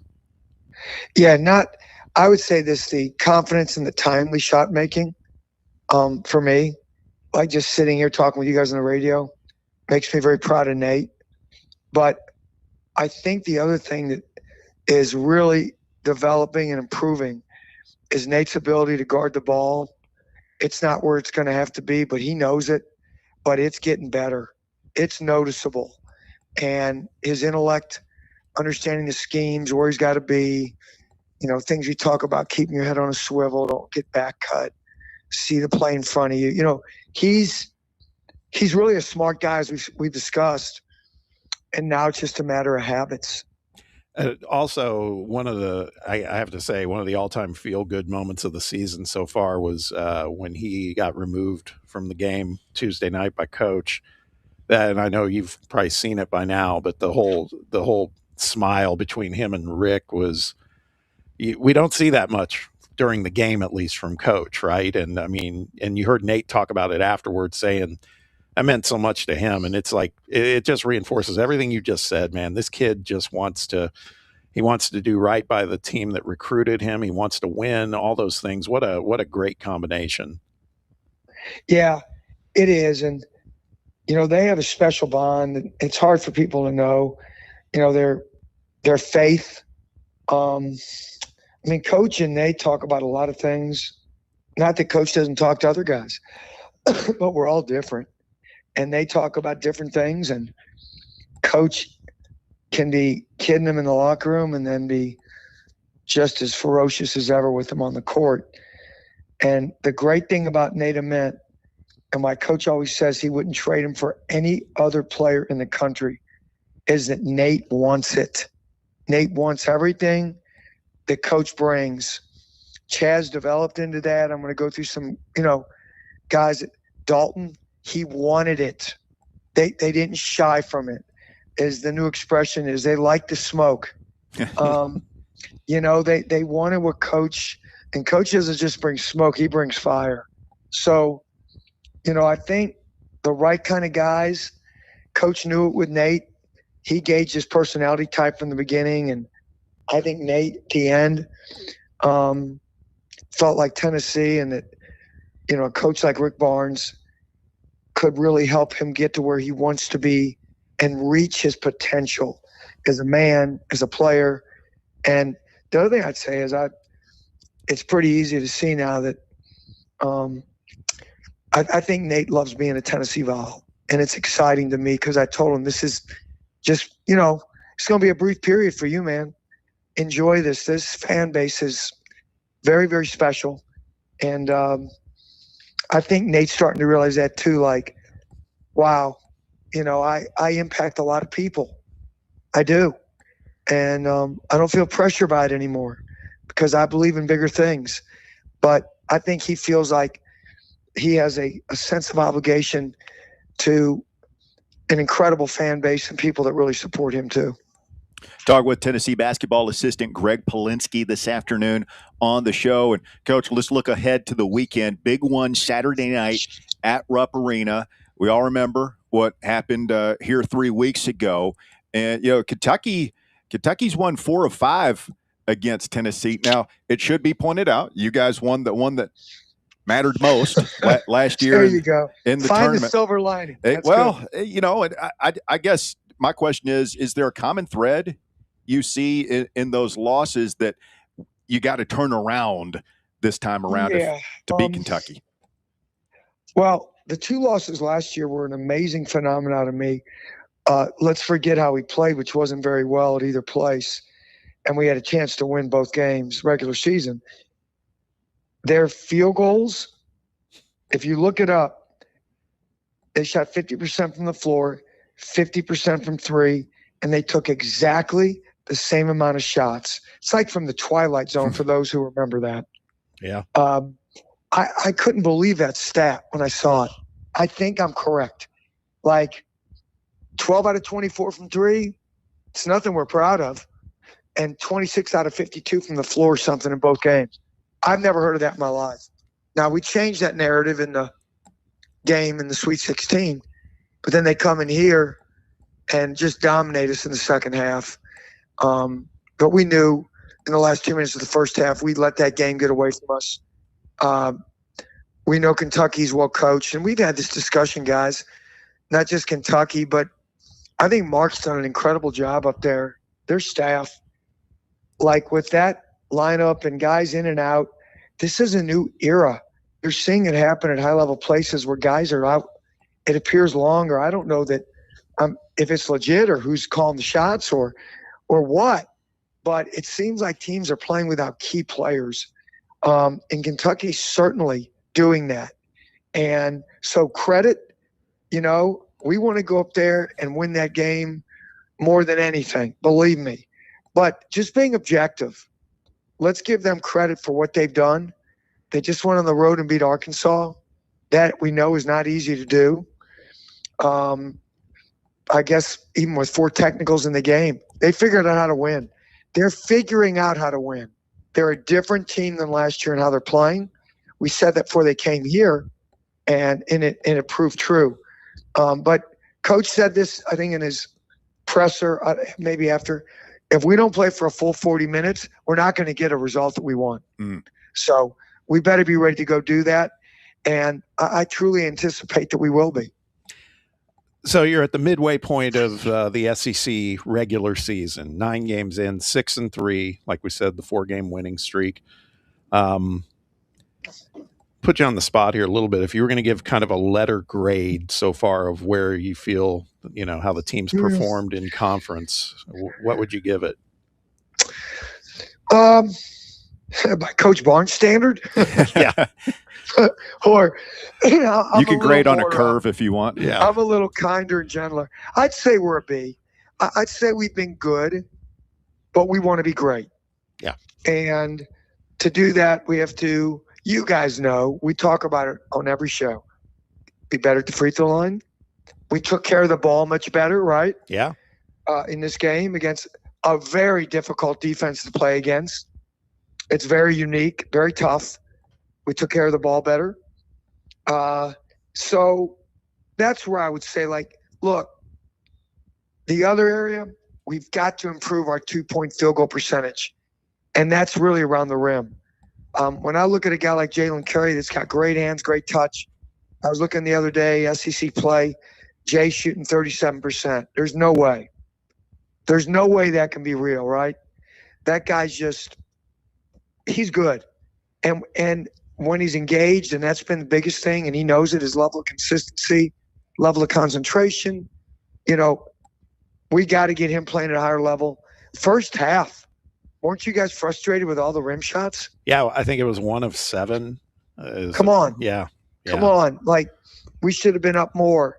And I'm sure they feel the same. Ole Miss, I heard Coach Beard, and they had some shots at the rim. So, but if we're going to get to where we want to be, we got to get better there. We got to take care of the ball. We got to make free throws. That is our formula. That's our formula. I think we're improving defensively. We can't repeat what we did in the second half against Kentucky here. And, so that's why I'd say a B at this point. But, strength of schedule, which you look at or whatever, we've had probably, by analytics, the toughest SEC conference schedule thus far, which means nothing if we don't continue to improve, right? So we can say, oh, good, we're 6-3. We've played a tough schedule, but are we going to continue to improve? Because I've seen Oklahoma, I've seen LSU, I've seen South Carolina play teams to the wire, and Mississippi State it doesn't matter. Ole Miss played our butt off, and this is what we're going to get every night. Hey, Coach, last thing, we'll let you out of here. You mentioned Coach Beard there, and he had a spectacular ejection the other night, I thought. I mean, we're talking about grading things. I give that one an A++. You've been on the bench for a while now. Where does that one rank? What's the wildest ejection you've ever witnessed in person? First of all, I like Coach Beard. Sure. I've known him through a good friend of mine, Eddie Warren, who does the color of Texas. And I think Coach Beard was a manager there when Eddie was an assistant. He's always thought the world of him.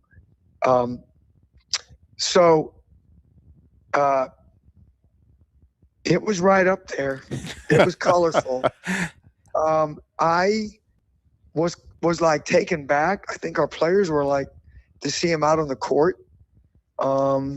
I remember Coach Williams running out to call a timeout at A&M a few years ago. Oh, yeah. That was amazing. But, and listen, Buzz is also a great coach. I know Maryland's been a struggle at this point, but he'll flip that. But back to Coach Beard. I thought the most colorful part of it, if you will, if we're looking at it through those kind of glasses, was him running back to his team. I don't know that I've ever seen that in all my years. I've seen guys not wanting to leave the court, right? Yeah. Fighting that, but it looked like he was on his way, and then here he was. I couldn't help but think it was, I said this to Russ too. I felt maybe in hindsight, I feel like it was kind of strategic, like not for the moment, but for the moments beyond that game for his team, right? Because to your point, when he ran off the court, then ran back on and then ran off, it was a little trot. It wasn't like a guy storming off or anything, you know? It was like, I think about it and I'm like, and Beard's obviously a great coach. And he is. I just think maybe he was like setting a tone of, man, this is how SEC ball is going to be with this team. We got to be better. You know, you got to fight. It was interesting for sure, but I think it was an all timer. Well, if you go back and look at it, and I was watching him as he was starting to walk off, you could see him processing. Like, he's a smart guy. Yeah. Like, you could see him thinking. Really, if you really look at it, watch him going off. Like, how far can I push this? Yeah, like he's got his head down and he's thinking, and then all of a sudden, so I think what you said, Coach Beard knew exactly what he was doing. I think he's willing to live whatever the SEC does or does not do. And that at that moment, he felt like this is a turning point for his team. They've got enough games left to make noise. He's got a good enough team to make noise. Look, what he's done with A.J. Storr is amazing. So Coach Beard gets the most out of guys. And defensively, they're a nightmare to deal with. So I think it was, Bob, to your point, well thought out in a short moment, you know? Mm-hmm. Well, it certainly added to the entertainment factor for those of us watching. And, Coach, you've added to the entertainment factor for our show this afternoon. Really appreciate the time. Always look forward to these chats. And, hey, man, go get them this weekend at Rupp. Thank you, guys. Appreciate being on the show. We're going to give it all we got, man. So talk with you soon. Outstanding. Thank you, Coach. See ya. Greg Pollinsky joining us this afternoon on Fan Run Radio. Very enlightening conversation. A lot to unpack there. We're going to do it when we get back. It's The Drive. Stay tuned. More Fan Run Radio coming up. The Drive. Tony Basilio, the official voice of the common fan, is now on Fan Run Radio. Fan Run Radio. Tony Basilio. Weekdays from 11 to 1. Be there. Check out Lenore City's newest place to hang out, watch sports, and drink the best craft beers in America.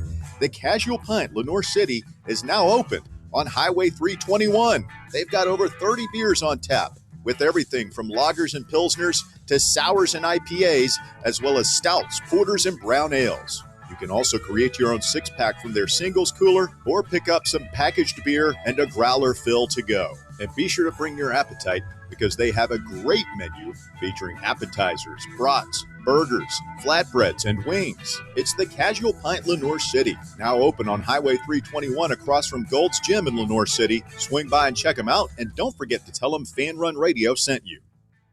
Yee-haw! I've been hooting and hollering ever since I started betting with the VIP Play app. VIP Play has more than 200 leagues, every bet type you can imagine, live betting and live hosts, all with 24/7 support from real live people when you need them. Start betting better with the VIP Play app today. Don't be a better, be a better with VIP Play today. Download VIP Play today or head to VIPPlayApp.com.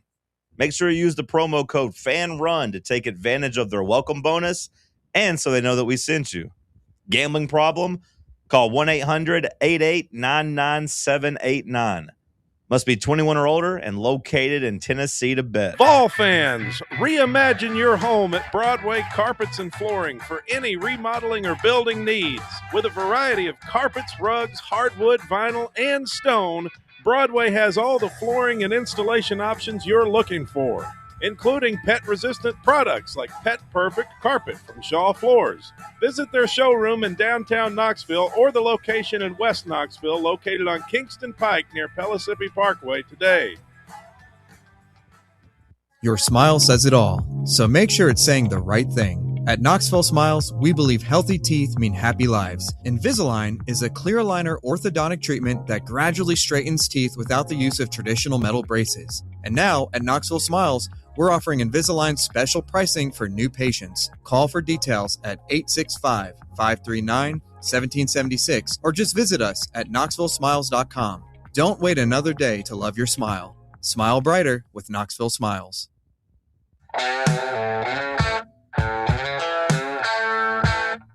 Fan Run Radio, the drive continues. Thanks to GP for stopping by the drive once again. Fun stuff there, chatting about Chris Beard. He didn't give me his personal favorite ejection, but he did expand at length about what we saw the other night with Chris Beard. It's true. We're getting a lot of nice feedback on the live chat too. I think people enjoy the segments with GP. Oh man, he's fantastic. Yeah. Great interview. And he's very like self-deprecating, like team guy as everybody with that program is. Yeah. But like when he was talking about how they did a good job, I don't even remember what he was talking about, but he basically said that he's kind of in charge of the rebounding. Yeah. Okay, well, whoever is in charge of that is doing a bang-up job. Yeah, he was talking about Dwayne Brown, that he had to talk with him about, man, you got to go get a board. Got to get more. I remember he's just carried over. He's been doing stuff with us for a little while now, almost 2 seasons. Or no, this is the 3rd season he's been doing it. And there was a lot of coach speak at the beginning, but he's gotten comfortable with us, and I appreciate that because I feel like I said today, I put him on the spot a little bit. I was like, give us a grade, man. And I knew he'd keep it real. I think B is kind of fair. He gave the letter grade of B for the team so far in I'd SEC agree with that. play. Yeah, I agree too. And as far as the Kentucky thing goes, I mean, no surprise if you follow Tennessee basketball, defense, I think. Yeah. Will be the point of emphasis this week in practice headed in there to Rupp. I almost wanted to – I've got this note I saved in my notes somewhere, Twitter DM from alert listener David. I read this a couple of weeks ago, and this is just – this sums up perfectly how I feel about the Kentucky series. I can't believe we continue not to match Kentucky's intensity in our games with them, especially in Knoxville. Never thought I'd see the day that happened, but it has the past few years. Our program's foundation is built upon beating Kentucky. Our guys and fans used to have blood in their eyes at the sight of Kentucky. Somehow we've lost that. It's not just another game. That's all I want to see Saturday night. Look, I realize that's a hard place to play. I just want to see blood in our eyes Saturday night. I want to see, and he's absolutely right, when we had gotten to a point as a program where every time we see that we want to beat their freaking brains in, more so than anybody else. Yeah, like we go berserker on them. Well, I don't disagree. It should be just about that it's Kentucky. I think one of the things that does challenge that a little bit is, and Kentucky has been, if you think back into the Calipari era, you can't ever really develop a hate for like any of their players because they come and go in one season. They've been doing it forever. And now with the new landscape, that's happening everywhere. Again, it's Kentucky, so you should hate them, man. I mean, you're right. It's our biggest rival. We should want to go and take their heads off. But there's always something that's added when there's a guy who's been there for a couple of years, and it's like, I want to get a hold of so-and-so. Well, I remember like the PJ Washington, was Reed Travis on that team. Yeah. That team that we beat in the SEC tournament game that year. I hated Reed Travis. There were a couple of guys that were one and done on that team that stand out all these years later. And then there were a couple of guys in the Cal era that did come back for a second year. I can't remember. Was it Marquise Teague, or there were a couple of guys that came back you got to see him for 2 years, which, I mean, under them was memorable. Blood in our eyes. I love that. It's a good phrase. That's what we got to have, man. Yeah. It's not just another game. That's the way. Well, be ready to go. And it should matter, right? They've won 4 of the last 6. No, and the sight of Carey, of those dudes laughing at us, punking us on our home flat, calling our boy fat, that sticks in my craw, man. Like you got to have a little something extra for this one. Mm-hmm. And do it on the court, Jalen. Yeah. Don't go out and just go foul crazy, but school him. He slipped that in today, by the way. If you notice, Pollinsky talked about Carey. He said, he's got to shoot better than, we've talked about this stat before. He shoots, low field goal percentage, like 36% for a guy who's spending most of his time at the rim. I mean most he's like 4 feet from the rim. Yeah. Mm-hmm. And he, again, this is what I appreciate about Pollinsky, man. He said it, just the very thing we talked about. He goes, I know you guys saw it in the first half. He goes, what were we doing with our shots at the rim? The game the other night against Ole Miss, we were 1 of 7 in the first half. Yeah. So they're seeing come on, man. They see everything we do. And probably. And a lot of things we don't. Yeah, exactly. Let's go to the Fan Run breaking news desk. Oh.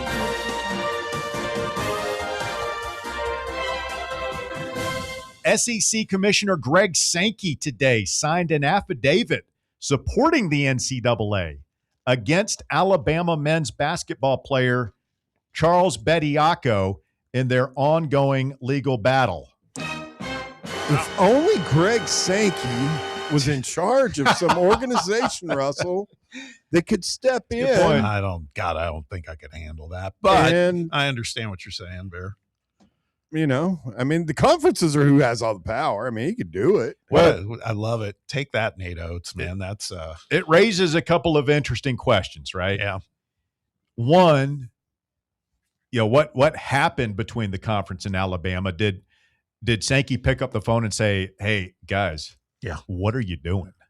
Don't do this." And they went ahead and did it anyway.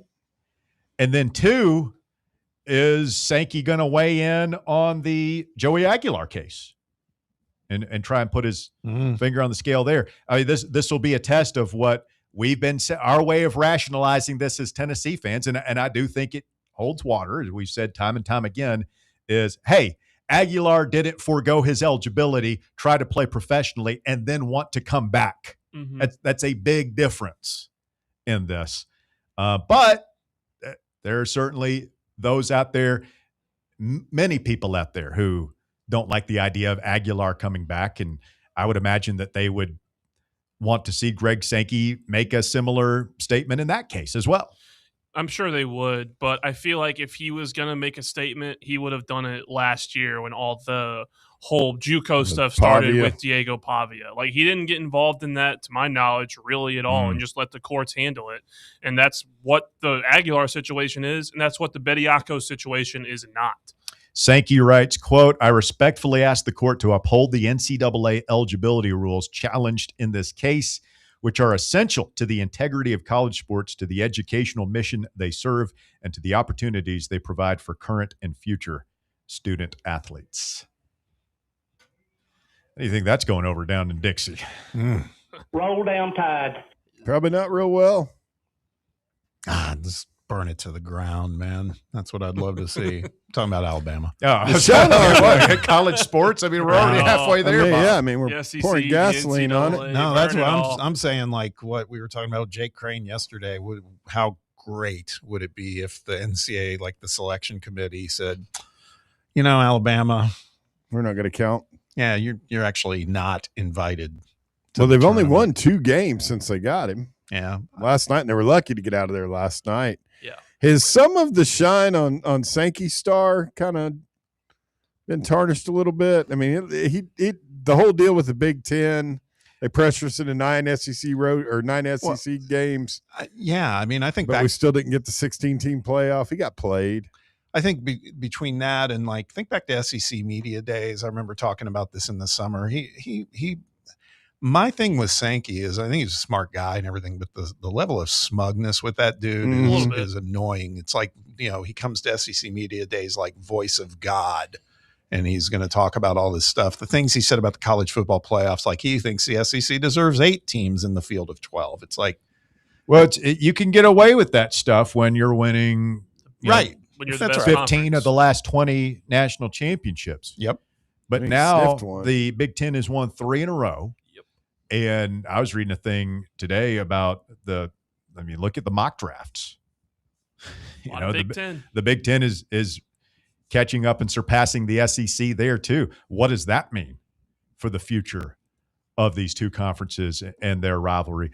I think that Sankey is a smart guy. I think he's done a good job. I think that the money gates opening up have done more than anything else to narrow the gap between the Big Ten and the SEC. I don't necessarily think that's Sankey's fault. Are there things that he could have done better along the way? Probably.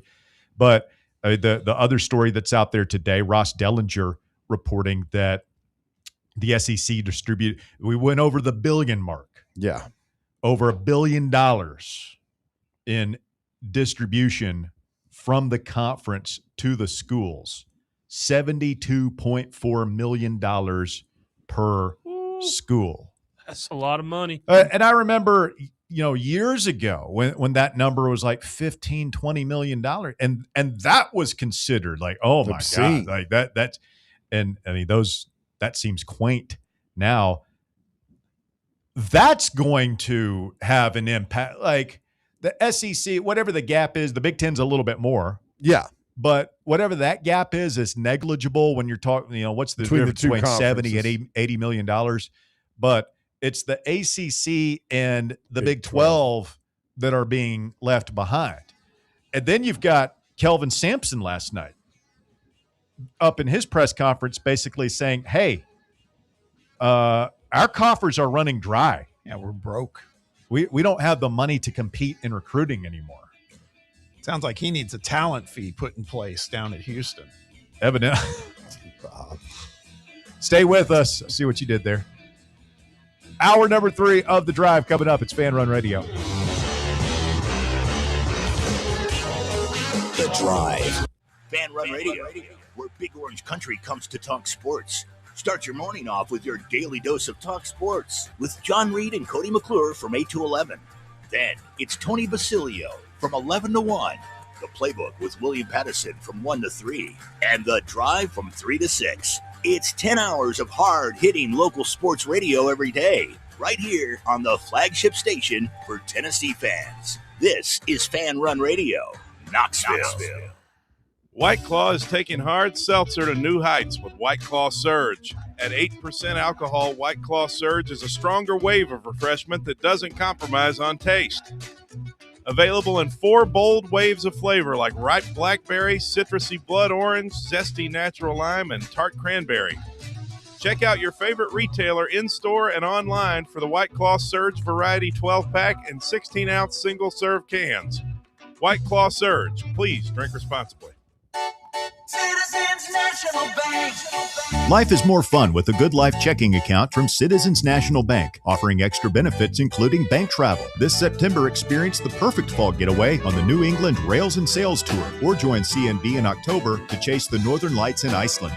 Get in on the fun by calling 865-429-7935. Citizens National Bank. Banking never felt so good. Member FDIC. What's up, Fan Run Nation? This is Evan Rogers with ECR Total Landscapes. I'm happy to announce that our free stump grinding promotion for Fan Run Radio listeners is now extended to March 31st, 2026. If you've got trees in your yard that need to come down before they fall on your home, don't risk it. Call ECR Total Landscapes and mention you heard our ad on Fan Run Radio, and we'll get rid of that problem tree for you and grind those stumps for free. Call us at 865-384-2012 or check us out online at ecrtotallandscapes.com. Where are the best ribs in the Volunteer State? Rickard Ridge. Who has the best barbecue catering packages in East Tennessee? Rickard Ridge. And where is the most beautiful setting to enjoy a meal with family and friends? Rickard Ridge. Rickard Ridge Barbecue.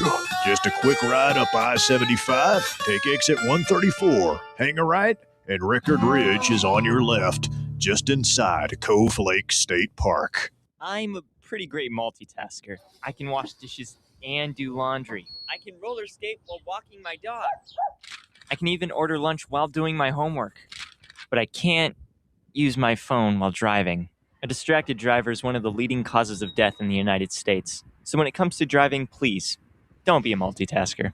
Don't drive distracted. A message brought to you by the National Highway Traffic Safety Administration, Project Yellow Light, and the Ad Council.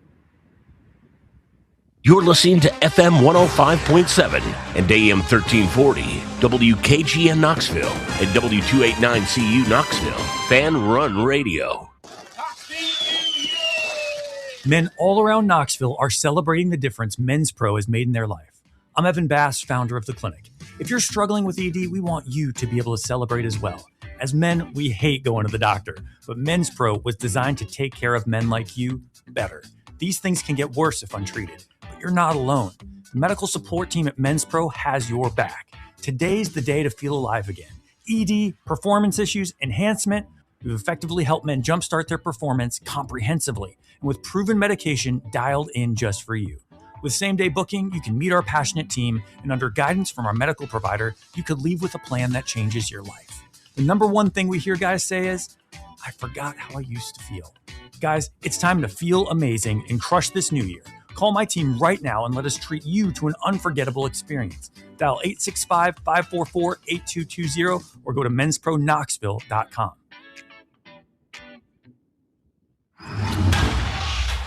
It's time for The Drive's Top 5 at 5.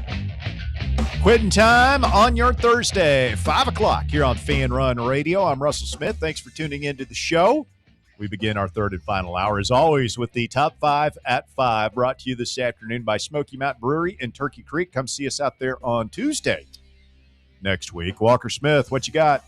At number 1, Tennessee quarterback Joey Aguilar's preliminary injunction hearing has been moved to February 13th as he tries to regain his NCAA eligibility and play for the Vols in the 2026 season. Attorneys on both sides filed an agreed order to postpone the hearing, which was initially set for this Saturday, tomorrow, February 6th. It will remain in Knox County Chancery Court and heard by Chancellor Christopher Haggerty, a two-time UT graduate. What do you think? Are you going to reset the Sankey affidavit thing? No. Or no? What do you think? If Greg, do you think Greg Sankey will try and get involved in the Aguilar thing the way he's gotten involved in the Bediako thing today? Maybe. I don't think so. You know? Does it matter if he does? He didn't get involved with Pavia, and that's a lot more similar than the Bediako thing. But Pavia was first. Now we're starting to see a pattern of these things continuing to happen. That's all. I don't know. I don't know if it matters if he does, honestly. But does this have what does this do to the? SEC is a bunch of bammers because their offices are in Birmingham narrative. Kind of throws a wrench in that. What does it do, Bear? You've been a proud, long-time proponent of that narrative. Well, I mean, it wasn't a narrative. I mean, it was God's honest truth. It's true. It's a safe spot for him to kind of get out there and do it because it's. So you think there's a psyop? He's working against that. He doesn't really care about Bediako. Exactly. He just wants to counter that narrative. Yeah, counter that narrative. It's That's not absurd. anything Stop. important. It's not football. It's just some guy that Nate Oates has got. It's true. It's just a blip on the radar for Sankey if it's basketball. The other thing is that's not anywhere near the money football is. Don't get it twisted. Not for nothing, but why the Bediako thing is kind of old news now, honestly. It's like, why did he wait this long? He keeps playing. Yeah, it's like, why wouldn't have Sankey spoken up like right at the beginning of all this? Maybe why wouldn't he as a conference just say, hey, as a conference, you're not going to be eligible for conference games. If you don't like it, you can leave the conference. Maybe he thought it would just get taken care of quickly in the courts, and he didn't expect to have to get a new judge and delay the hearing. He underestimated the bammerness of bammers. Might have. It's like, they won't really do that. Oh God, they did it. These guys. I loved what Crane always said with the rule yesterday. When Jake said, because he's got one overseas guy that came, Noah Williamson, who's been a total flop. Oh, he's still banging that drum too, by the way. Oh yeah, that's what I'm saying. It's like, sorry it didn't work out for you. Our pro didn't work out for us. No. At number 2, Tennessee baseball boasted 3 preseason All-Southeastern Conference selections ahead of the 2026 season. Transfer Henry Ford, left-handed pitcher Brandon Arvison were highlighted on the first team, while Levi Clark was appointed to the second team. Ford was listed as an outfielder, Arvison was listed as a relief pitcher, and Clark was listed as a first baseman. Now that you mentioned baseball, just real quick, again, a good fix for all this stuff in basketball, and about football, basketball specifically, is follow the college baseball rules. Either you're good enough to go pro when you're 18, but if you go to college, you're there for 3 years. But once you step a foot outside of college, you can't come back. Doesn't the NBA, like the Players Association, has to agree to that? Yeah, I mean that's how it used to be, right? That's what it was. Basketball. So yeah, the hardship rule was what they called it. You could go hardship for your final. Well, yeah, because there for a while you couldn't go to the league even, right. And then nobody did for a long time after Moses until Kobe was right out of high school. No, I mean Kobe was after. I think it may have been Garnett. Yeah, Kevin Garnett. Well, no, my point was if you committed into college and you started playing as a college player, you had to do the 3 years before you could declare for the NBA draft. Can you imagine having Nate Ament for 3 years? Woo! We cut down the nets. He would have gone. Yeah, right. He would have gone straight out of high school. Yeah. At number 3, former Tennessee football head coach Jeremy Pruitt is seemingly nearing a return to major college football. Pruitt is being targeted by Maryland for a role in, quote, a key defensive assistant position. In December, Pruitt was granted a request for a preliminary injunction against the NCAA by an Alabama judge. Is this going to be the furthest Jeremy's lived outside the state of Alabama in his life, isn't it? All the way over there in Maryland. It'd be like a different planet for that guy. Yeah. He coached the Giants that year. Oh, yeah. He was in New York. Probably stayed in a hotel in New Jersey somewhere. Why is the pizza so big out here? I was going to say in Maryland, I'm just picturing him trying to solve the puzzle of like a hard shell crab. Hard shell crab. Just like what he's going to think when they serve him those like boardwalk fries. You mean I got to wear a bib? What is this red stuff on the French fries? It's called Old Bay. It's so delicious. Yeah, I like some Old Bay. You ever have potato chips with Old Bay? Yeah. Pretty good. Works. If he's at Maryland, he'll be an SEC defensive coordinator within a year, right? Yeah. Well, the Kalen DeBoers. Maybe. Go home. Yep. At number Roll down Tide. Bama fans will be wanting him to be the head coach if They might. they lose 2 or 3. I don't know. They're more realistic. I think they saw what he did Bama there. fans are realistic when it comes to their coaches. You just say No. Bama fans They're are going to realistic. bring in dumbass Same Jeremy. sentence? They're going to bring in dumbass Jeremy Pruitt to be the head coach. Our there. defense was rock solid when he was over there. Mike Price would like to have a word. He's a young Saban. Man, Mike Price is a good coach. He's just a complete moron. Went to the Hooters and the strip club. I don't know what happened. I told him we should have gotten a I don't Saban think. guy. Maybe I should have worked. I don't even think Alabama fans are stupid enough to hire that guy as their head coach. Never underestimate Alabama fan stupidity. Roll down Tide. Never. Not playing with a full deck of cards, that group. At number 4, the NBA trade deadline is come and gone with not a lot of movement in the final hours today, but some notable names that did not move. Some notable trades include Bob's Pacers trading for Ivica Zubac, Knicks acquiring Jose Alvarado, and VFL Julian Phillips being traded to the Timberwolves. Giannis Antetokounmpo and Ja Morant were surprisingly not traded, and VFL Dalton Connect was not traded from the Lakers despite requesting one last week. And the Lakers acquired Luke Kennard to Yeah, boot. So yep. another player just like Dalton. Why don't they move him? I think what it speaks to maybe is Nobody wants him? yeah, well, they might not be willing to give up much for him. Yeah, it felt like Let him free, man. Yeah. Set our boy free. You think part of it is the Lakers know that he's not as bad as they're. I don't know. He doesn't deserve the treatment he's gotten from him, but they aren't going to just let him. Yeah. Yeah, they would rather keep him and have him as a sweetener. Keep him buried. And they just would rather have used him in a sweetener type of situation, in a different deal, like kind of an add-on, like he was in the Mark Williams trade that didn't go through last year. Julian Phillips going to Minnesota? Yeah. Yes, from Chicago. Is that good for him? Or It's a better team. Definitely What a better year was team. he here? 2023? Is that right? 22. 22?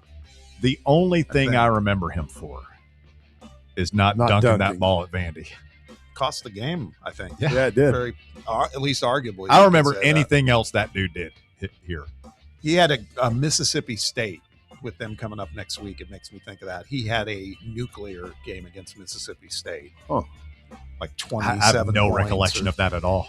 I don't like if he walked in here. I don't know that I would recognize him. I think you would notice. You're Julian Phillips?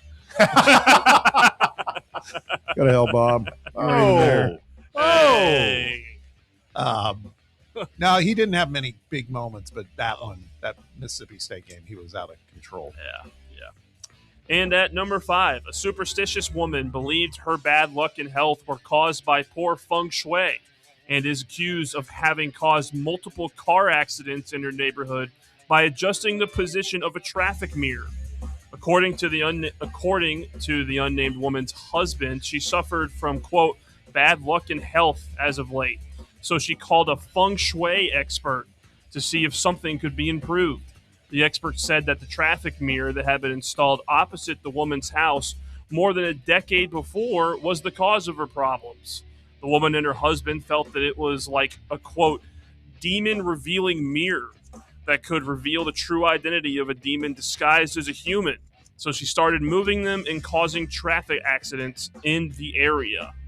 In the end, police were notified and officers warned the woman that she could be held responsible for traffic accidents caused by moving them in the future. Bear, you believe in demons? I don't know. Not really. What about you, Walker? You buying the demon package? Yeah, probably. Package? What else in the package? Yeah. Demons, goblins, paranormal activity. Devils? The devil? The devil. You believe in the devil? The devil has demons. I don't know, man. I don't know. Like, I don't want to. It seems silly, and like there's no physical evidence that the devil exists. It's his greatest trick. But I don't want to be wrong, man. I don't want to die and end up. Oh my God, you're kidding me with the tail and everything? The pitchfork? The red Oh skin? no. We don't want to be like those guys, and this is the end. We don't want to be that guy. Shouldn't have been so mean to Bear all those years. Oh man. And you thought watching Jeremy Pruitt football was rough. Get in there, Russell. I'm the devil. You go in a room. What a whack job. She moving the mirrors? Yep. Feng Shui, that's like I get my furniture all pointed in the right direction, and it brings the universe into harmony thing. That kind of That's situation. the dopiest junk. I can't even say what I really want to say. That's just stupid. You think the devil plays in Feng Shui? Feng Shui in hell?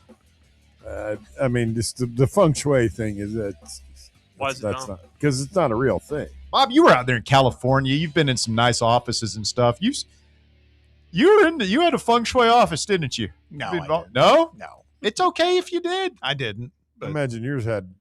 Do you buy that? You buying the Feng Shui package? No. I think I want to hear about some of this woman's other life decisions as to why her life is so bad rather than that damn traffic mirror. I mean, it sounds like you might be smoking a little too much of the Mary Jane, if you ask me. It might be like the devil where, you don't want to believe it, but if it's true, you could be getting bad luck just because of the way you're arranging your house. I was checking out some Julian Phillips stats. Of course you were. He averaged 8 points a game in his one season. Not I misspoke. His Mississippi State game was a great one, but he scored 18 and had 11 boards. He had 25 against USC. Was Connect the first guy we brought, mercenary type that we brought in that just really became a – well, no, I mean, I guess Kennedy Chandler. Yeah, Chandler. Tyreek Key. Oh, God. He wasn't. What do had you like, good game. one and done mercenary? Yeah, like the one and doners. I guess Kennedy was really good. But that was before – did Kennedy – was he NIL? When did NIL – that was like 21, 22. Yeah. So that basically, Kennedy. if Kennedy had been like a year younger, if he'd come the next year, he probably would have been here for 4 years. We'd have paid him a lot more than what he made in the NBA. Well, no, but I mean, that was the argument, was that we could pay him more. Yeah. I remember having that discussion a lot. And the thinking was, if you get in the first round, your contract's guaranteed and all that stuff. And he was. Mm-hmm. I think now, though, we would, if you had a chance to get Kennedy Chandler for 3 years at what, $9 million for 3 years? I feel like that'd be a pretty good investment. Yeah, but he would get more as a first round pick in the NBA. Yep. So that's not going to do it. What am I I see your hearing point. right now? Are you guys hearing this? Yeah, we're hearing rumbling? it. We're just ignoring it. Yeah, I'm pretty sure it's just internal when we've tested this before. So we're working on it. Nobody else can hear it besides us. Yeah. Oh, man. Man, Chandler, I'm just looking at his late season run. He was so good. 11 points, 23 points, 13 points, 16 points, 15 points, 11 points, 19, 14, 13, 19. I mean, he just went off the last third of the season. Whatever you did, it just went away, Walker. I'm sorry, Bob. No, that's okay. I'm preoccupied. We cannot focus on anything. Whatever else. you did, keep doing it. You just keep your hand right there. Don't move. I think we're okay. Smoky Mountain Brewery in Turkey Creek. We'll be there on Tuesday next week. Want you all to make plans now to come out and see us. It's back. It's not You affected by moved. anything he's doing. It's something else. I don't know what it is. I don't know. Smoky Mountain Brewery, ice cold craft beer brewed on site, juicy burgers, delicious wings. Don't forget that Thunder Road sauce and delicious handmade pizzas. Can't wait to be back out there. Come on out, enjoy some pizza with us or one of those juicy burgers and have a tasty craft beer. Mountain Light is my favorite. DR Vol likes the Cherokee Red Ale. Many people are saying the Black Bear Ale is where it's at. Smoky Mountain Brewery, where we'll be at Tuesday next week. Come on out and see us then.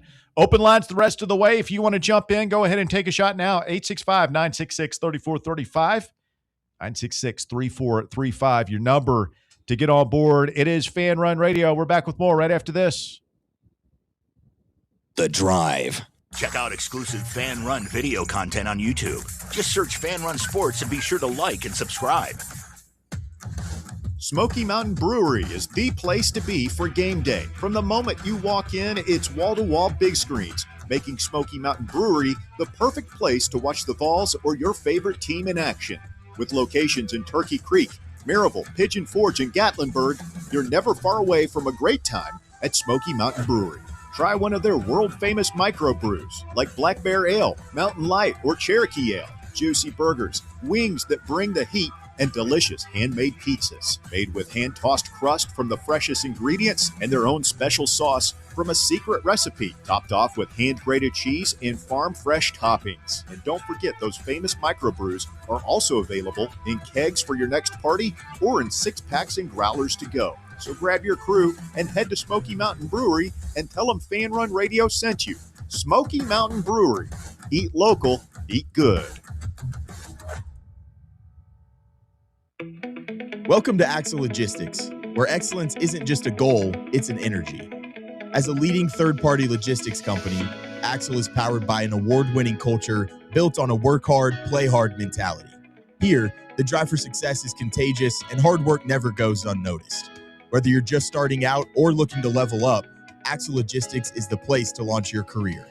Join us and take your ambition to the stars. To learn more, visit axlelogistics.com. We really need to get some branded stuff. Shirts, hats, promo items, something professional. I mean, we could just find a website and order a bunch of it ourselves. You could, but you're taking a big risk. You don't know the quality, the fit, the timeline. It's a roll of the dice. Yeah, I guess, but isn't that how everyone does it now? Not the ones who actually care about how their brand looks. Look, if we're putting our name on it, it needs to be done right. We need SM Athletics. SM Athletics? Yeah, they specialize in working with businesses like ours. Apparel, hats, promo gear, but real, customized stuff. They actually care if it turns out right. Probably a lot better than getting stuck with 100 t-shirts with crooked logos. Exactly. Plus, they'll walk you through everything. Sizing, colors, material, so it matches the image we're trying to build. Makes sense. What's the name again? SM Athletics. Trust me, if you want to look like a real company, not a flea market stand, this is the move.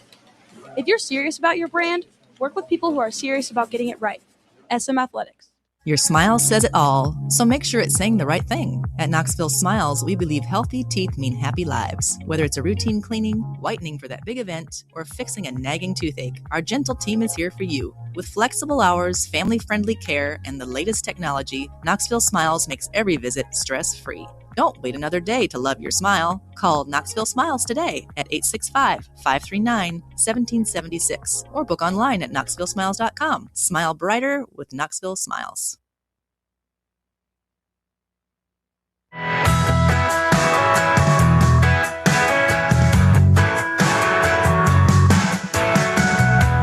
Welcome back. The drive continues. Fan Run Radio. Russell Smith, Bob Baskerville, Bear, and Walker along with you on a Thursday afternoon, rapidly turning into Thursday evening here on the drive. And Walker?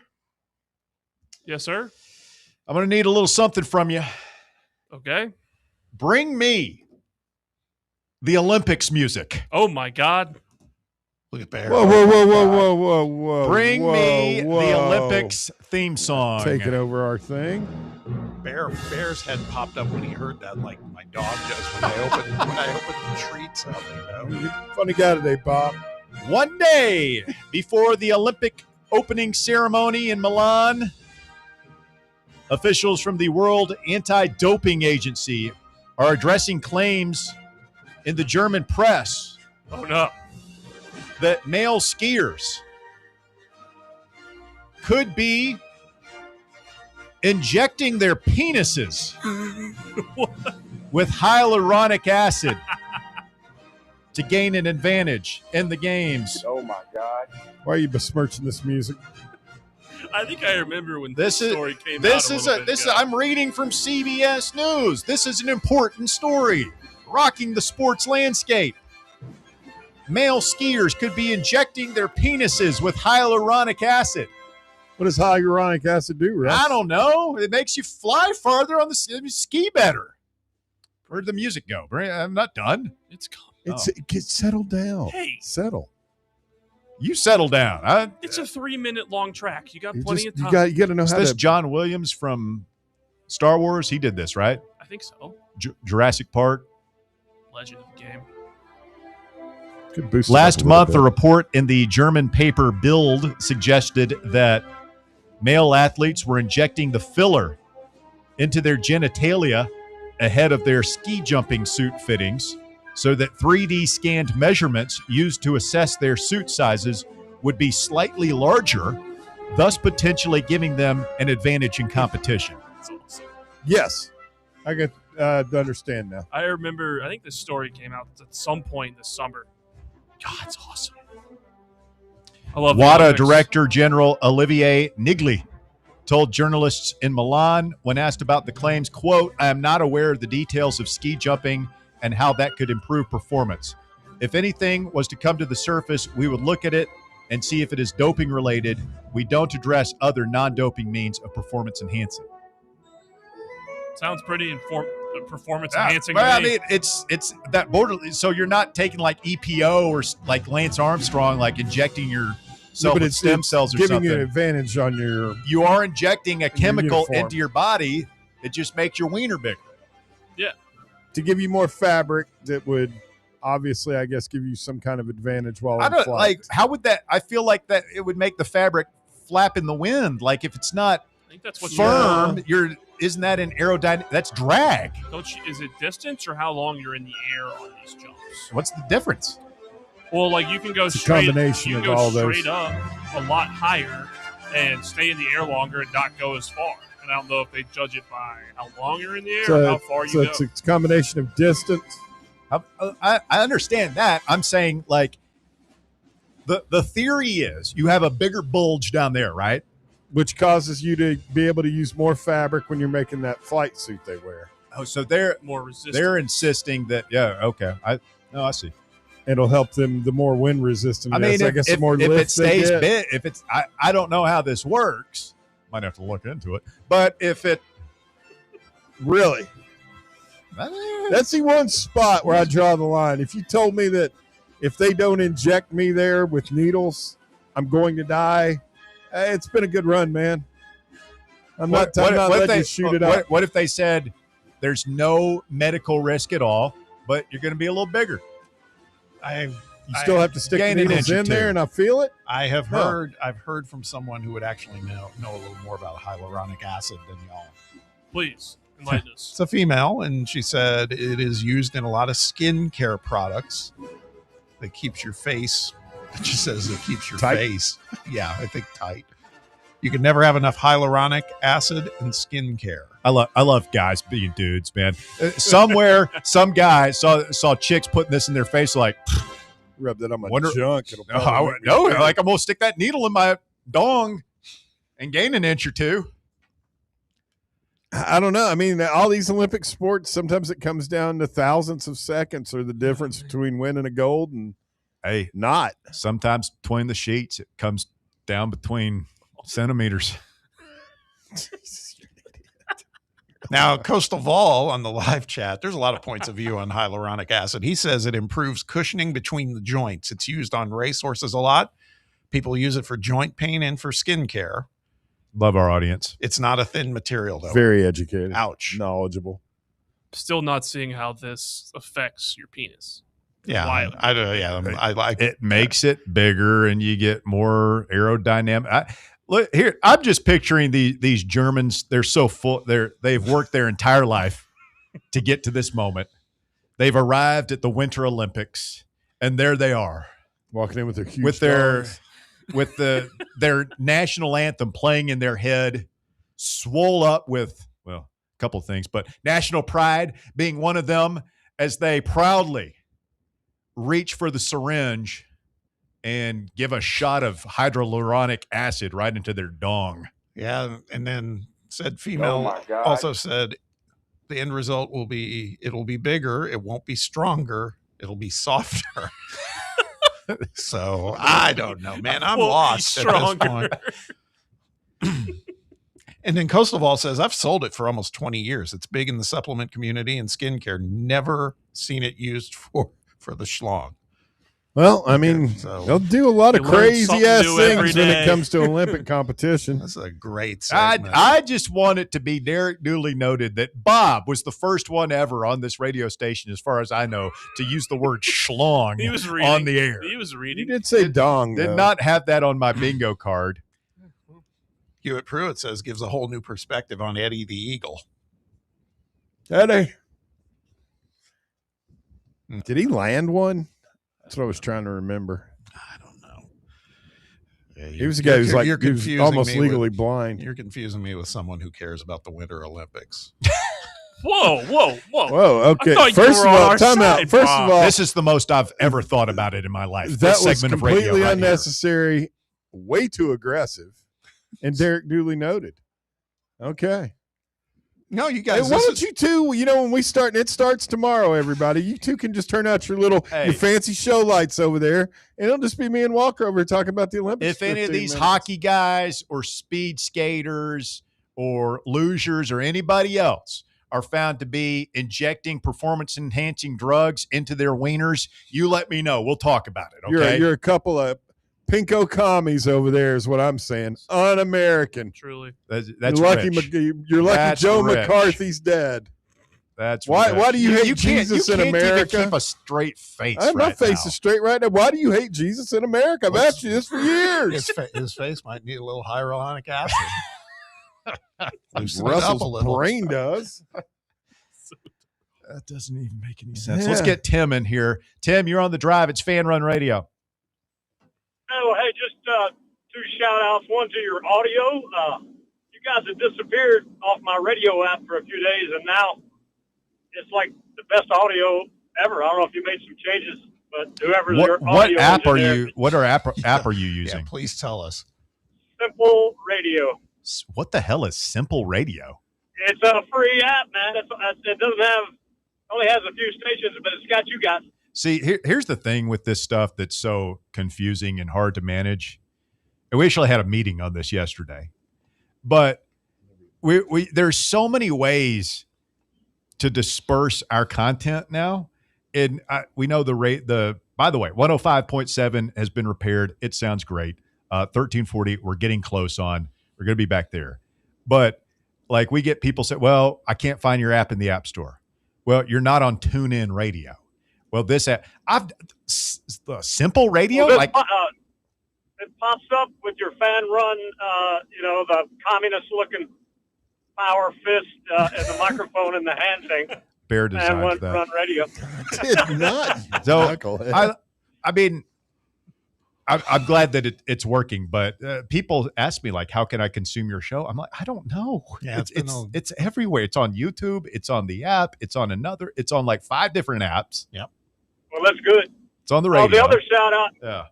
is to Bear, because the first time I ever heard the name Kirk Signetti was Bear, and you all laughed at him. That was before Bob and Walker.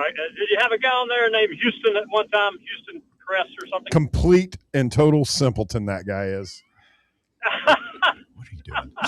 What are you doing? It's a good dude you're talking about. He's one of my best buddies. I love him, but he's a It must have simpleton. been 2021, and Bear mentioned his name. I guess he was with, was it James Madison then? I don't know. But anyway, Yeah, he wins. He's won everywhere he's been.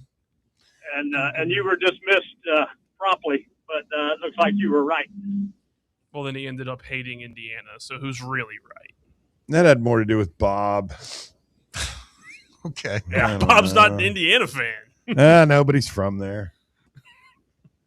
Well, anyway, Me, Bob, Houston Crest, anybody else you want to take a unsolicited cheap shot at right now? I mean, Walker's just sitting there. you're going to have your, again, you can never say when you're going to have widespread Panzica on there. He does those Middle Tennessee high school games, his crew, man. They do great. I'd like to call in when he's on just to tell him how much we appreciate his play-by-play.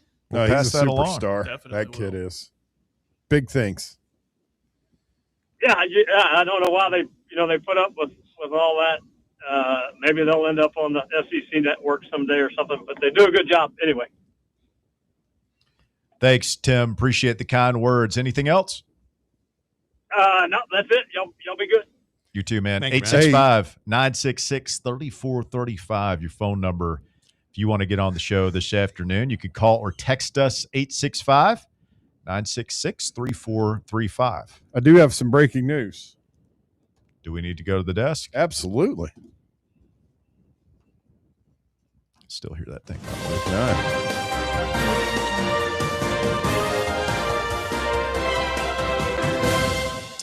Minute Maid has announced they're discontinuing frozen juices after 80 years, Russ.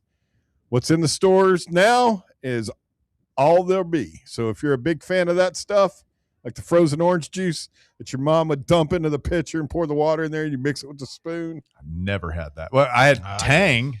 Like, you talking about the different. powder? No. I love Tang. The frozen cylinders. They've also got them for I think they're called Bacardi Breezers. Yeah, lemonade is what I remember getting them for. Yeah, too. we'd get like orange juice and apple juice. So, I mean, all the people that drank orange juice that way are dead or like your guys' age. Like, I don't think people even. Well, I've never heard orange of this juice ever. comes in a cylinder. Frozen. I love how you act like you don't know what I'm talking about. I have no idea what you're talking It's still about. in the damn grocery store right now. Do you just not look at the frozen section? I've never been an orange juice guy. There's like orange juice, apple juice, grape juice, punch. It's all this stuff. And I've it's always got can-looking I things. generally get my juices in a plastic bottle. The Christmas time punch, man. You put that punch in with some Sprite and some other Oh stuff. yeah, the big K's. K's is who made it here. Yeah, and dump some fruit in it. Yeah, maybe some PGA. Yeah, maybe. And the fact that it came out frozen too, so it's automatically cold. Makes that juice ice cold. Yes, sir. Whoa. Brad in La Follette in the text box says, I could hear the doctor now before the needle goes in. You might feel a little prick. I feel like that would be a massive. I feel like that. I don't know. I've never had a shot down there. I can't imagine as a dude it feeling really good. Probably wouldn't be great. I mean, guys who've had a vasectomy, I've heard that's. I still can't believe they do that in the office. Oh, vasectomy season is right around the They'll corner. do with it. March They'll do Madness it. You're coming up. wide awake, just sit there talking to you. Oh yeah. No thanks. Brad in La Follette also said earlier, from when we were talking about music, he said, of course, Bear listens to German rock radio. But he said probably headbanging to the Scorpions, which I'd be down for that. Here comes the Autobahn. When did that? I don't think I ever said I listened to German rock radio. You mentioned a band. Maybe he was associating that with German rock. I know. That's okay. I did like the Scorpions, though, I must say. The winds of change are blowing, my friend. Klaus Meine. I don't know. He's still trying. They're still. I mean, You lost Walker? They are Rocky Like a Hurricane, Walker. Yeah. Oh, that's it. That was the Scorpions? Yeah. Yeah. Was the Scorpions? Winds of Change. That's another one they did. Big City Nights. Still loving you. Winds of Change. Don't believe her. That's their. Winds of Change by the Lost Scorpion, the again. best pop song to ever feature whistling. Yeah, maybe. Name me a better whistle song. Patience. Better than Winds of Change? It's a good one. Yeah. No. Patience? No. Patience is pretty good. It's good, but it's not iconic. I mean, Patience isn't iconic. Not to the degree of the song that you always hear when they're tearing down the Berlin Wall on TV. Talking about Gorky Park and everything else. I don't know. Park. They're listening to the winds. Anyhow, apparently they still tour, and he can't sing anymore. Yeah. And there's a lot of that. So he's, yeah. How does that work? What? Hey, the Scorpions were somebody listed off the top power rank, the top 5 bands that should not be safe. You know who's number 1? What a power ranking. Frankie Valli. Have you seen him?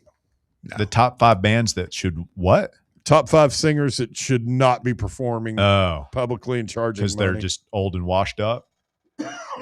Their voices are gone. I mean, Frankie Valli's case, he looks like a corpse just standing there. I'll tell you, it looks wild. I saw this on social media, but he sounds great still as Johnny Mathis. Yeah. But he's got some flow, man. He's got hair like down to his shoulders. Some guys do. If you're, Who is Johnny Mathis? Country singer. No, was it? I don't know. I don't know. To be what did he do? Honest. Sing me a song. Johnny Mathis. I'm not familiar with any of his style. I just know my mom loved him. He was a country singer. Johnny Mathis songs. Just research. By the way, Coastal Vol on the live chat says my 91-year-old grandmother only uses the frozen Minute Maid lemonade concentrate that comes in the yellow bottles. I just got a text from my dad saying my grandmother also used it, so we can get a ballpark of I people. mean, it's a childhood memory for me. My granny making us orange juice. I had a core memory. Every time I would go to my grandparents' house in Summerville, South Carolina, they had a like branded plastic cylindrical Tang bottle, like that you would put the Tang in, and there's always fresh Tang in there, and I would just drink that stuff. When they've passed on now, but I've still got that bottle somewhere. It's ever drink Tang anymore? No, but I can't let the bottle go. It's all messed. I mean, this bottle is like old. Like they must have gotten it in the early '80s. You know, maybe the '70s. You're talking about singers Love Tang that can't sing anymore. I went to. I feel like we were having so many different conversations simultaneously. I went to see Genius of the show. I went to see Cheap Trick down at the Tennessee Theater. This year and a half ago. You gonna say something about Robin here? No, well, Robin, his son. I was watching closely because Robin's up there singing, and I was like, man, I don't see how he's hitting all this stuff. And there was a guy back in the silhouette, and it's his son who is singing as well and filling in the harmonizing gaps. Yeah, I think the other trick they do is they change the key of a lot of those songs. Yeah, they were great though. By the way, they sounded great. Hewitt Pruitt said, "We cut off your punchline." What? Did you have a punch? Did we talk over your punchline? I have no idea. Probably. We talk over each other all the time. Probably a good time to go ahead and. Were you a little uncomfortable talking about schlongs and frozen juice? No, Walker? no. Actually, that was the last time I knew what we were talking about. You ever had Tang? No. You know what Tang is? I know of. I'll Tang. mix you up some Tang, man. Oh man, you pour it comes in like it's a powder. It comes in a jar, and the cap can be used as the measuring cup. You just like pour it, and then you pour it in the receptacle and put on the corresponding amount of water, and you can shake it up or stir it. It's kind of an orangey flavored drink. A lot of sugar, right? It must be terrible for you. Yeah, it's citric acid. See, here's the deal. It was originally it was just invented just for NASA to use. But then they figured out that Americans had gone so space crazy that they were buying that stuff like hotcakes. So they started selling it. By the way, did you see where they pushed back the moon trip a month? Because of the weather? Yeah, well, they had some issues. There was some hydrogen leaking going on in the test the other night. It's been cold down there. Rockets don't like cold weather.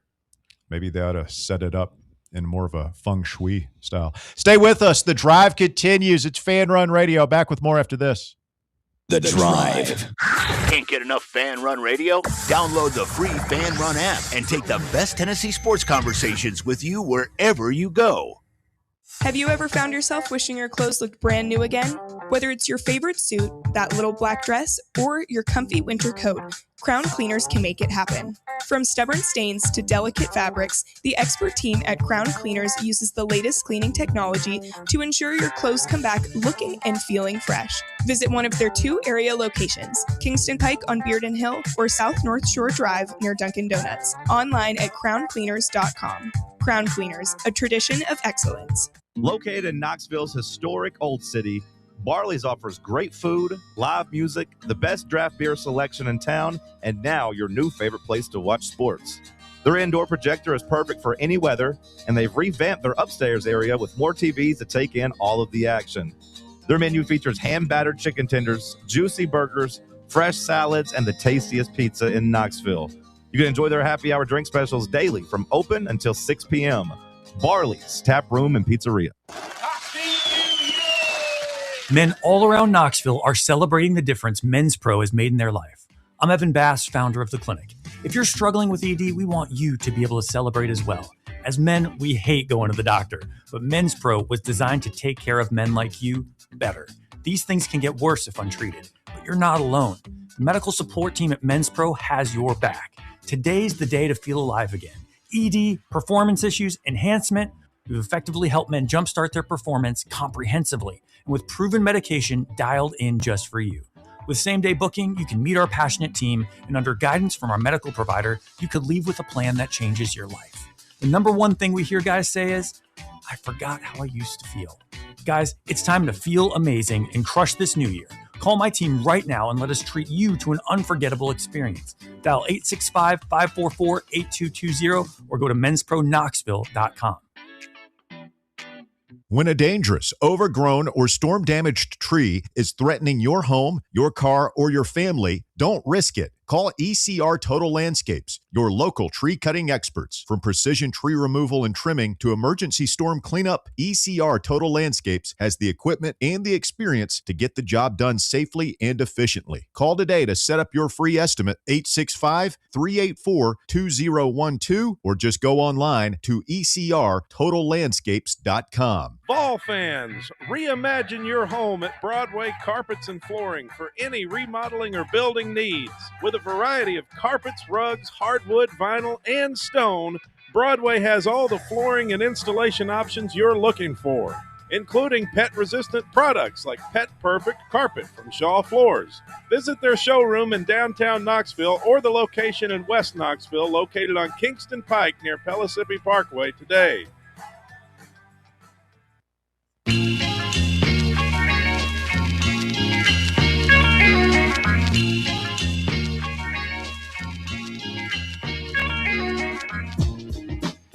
Wrapping up on a Thursday edition of the show. Russell Smith, Bob Walker, Bear with you. All right, let's get back to, sports. Yeah. Stephen Pearl commenting today on the Chuck Bediako situation. And he is – no, he's actually – what does SFP have to say? He's actually in Camp Bediako.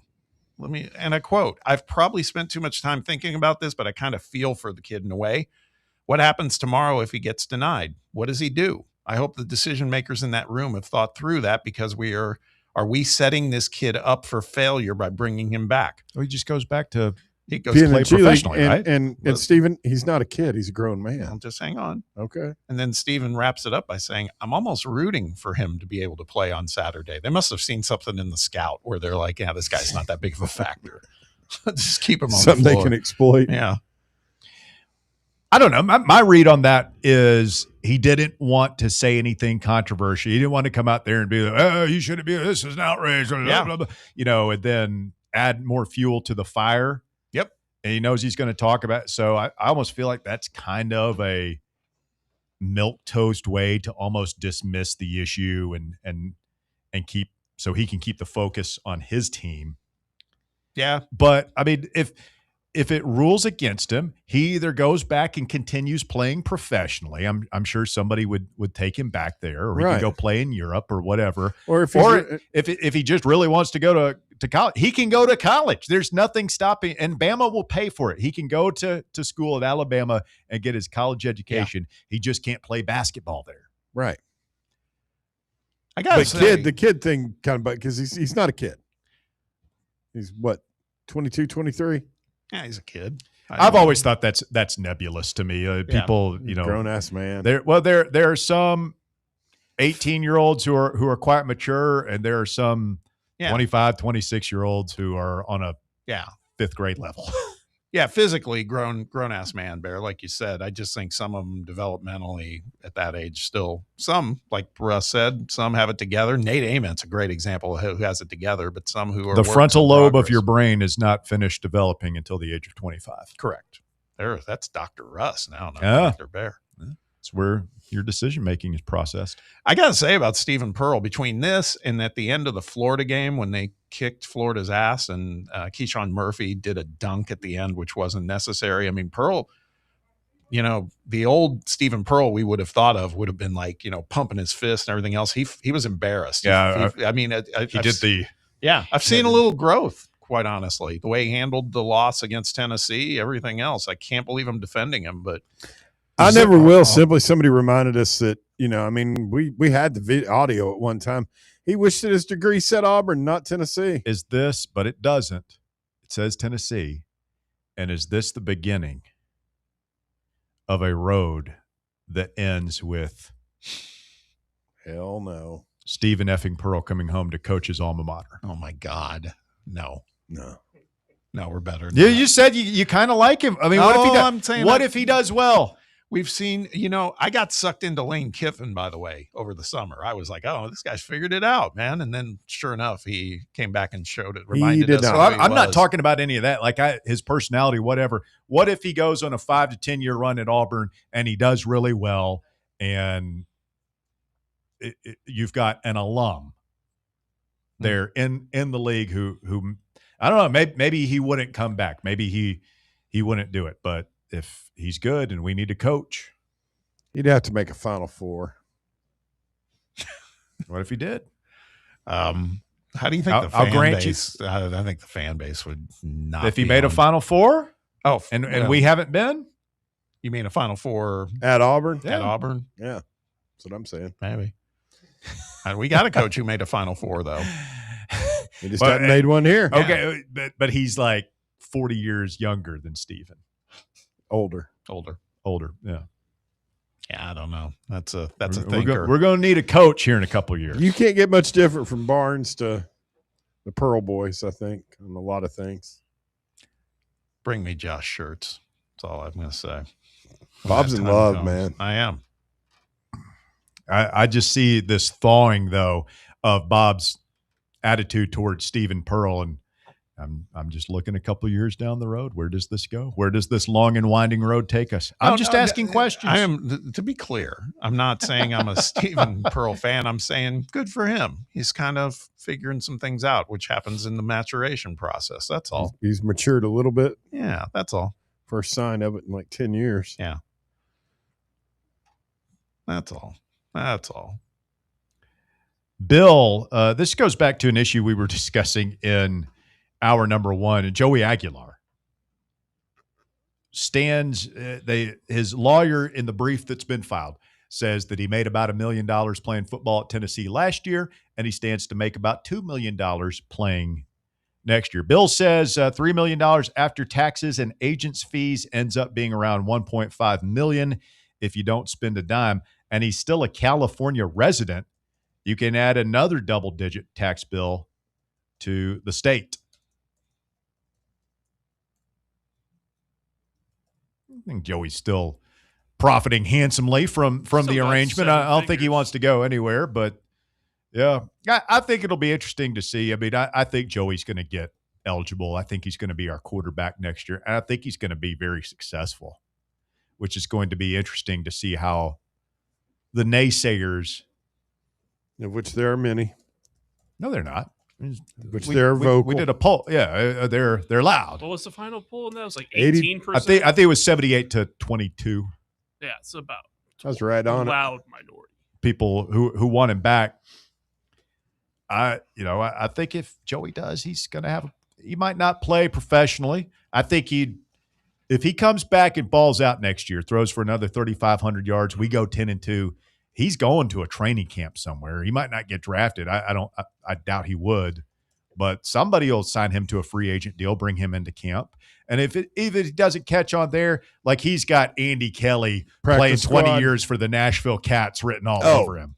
I was thinking even if he doesn't ever really start, he could have a Tyler Bray like practice squad career. I don't know, man. Bray had a gun, man.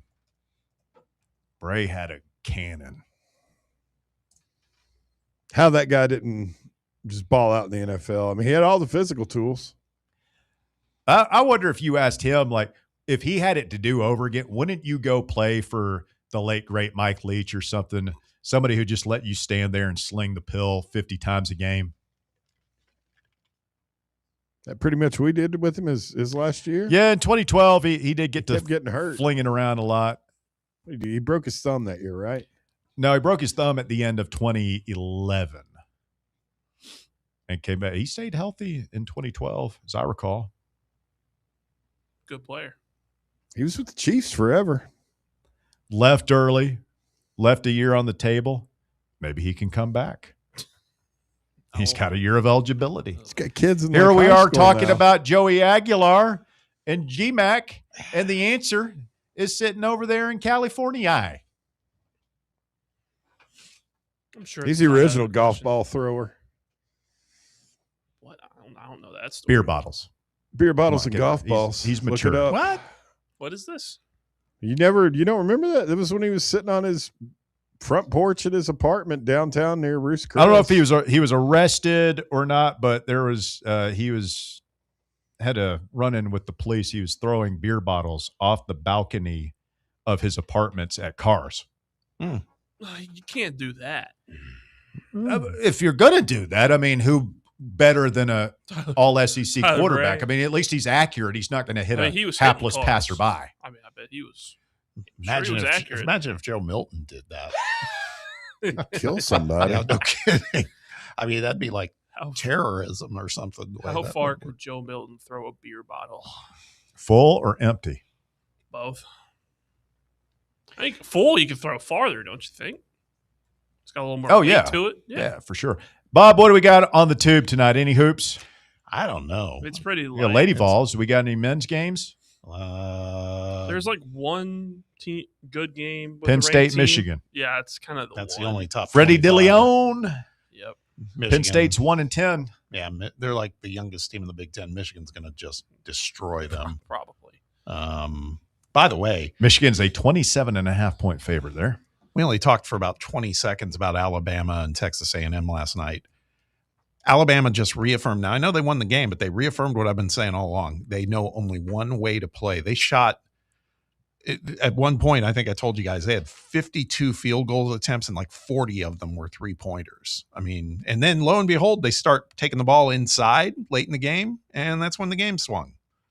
Just mix it up a little. That's all. I watched most of the second half of that game, and the thing that I find myself thinking when I watch Alabama play, because I know there are a lot of our fans who the next coach, that's who Danny's going to hire, a guy like Nate Oates that plays an analytically driven style of basketball predicated on up-tempo offense and lots of scoring. And, you know, he's been successful. He's made a Final Four. He's coached some good players. They're a tough out, no doubt about it. But I don't know that I want my team to play that way because they don't play defense, man. None. They just like They you watch them play, and they're like not even getting in a stance. Texas A&M is hitting them with easy backdoor cuts all night long. They're not playing hard. They play hard on offense, and they have a very defined system. And part of me, when Barnes is done, would like to have a little bit of a more analytically driven coach offensively in terms of spacing and three-point shooting and stuff like that. But, man, I do like watching the way we get after it on defense. Yeah, I do too. It's the style of basketball that works best right now.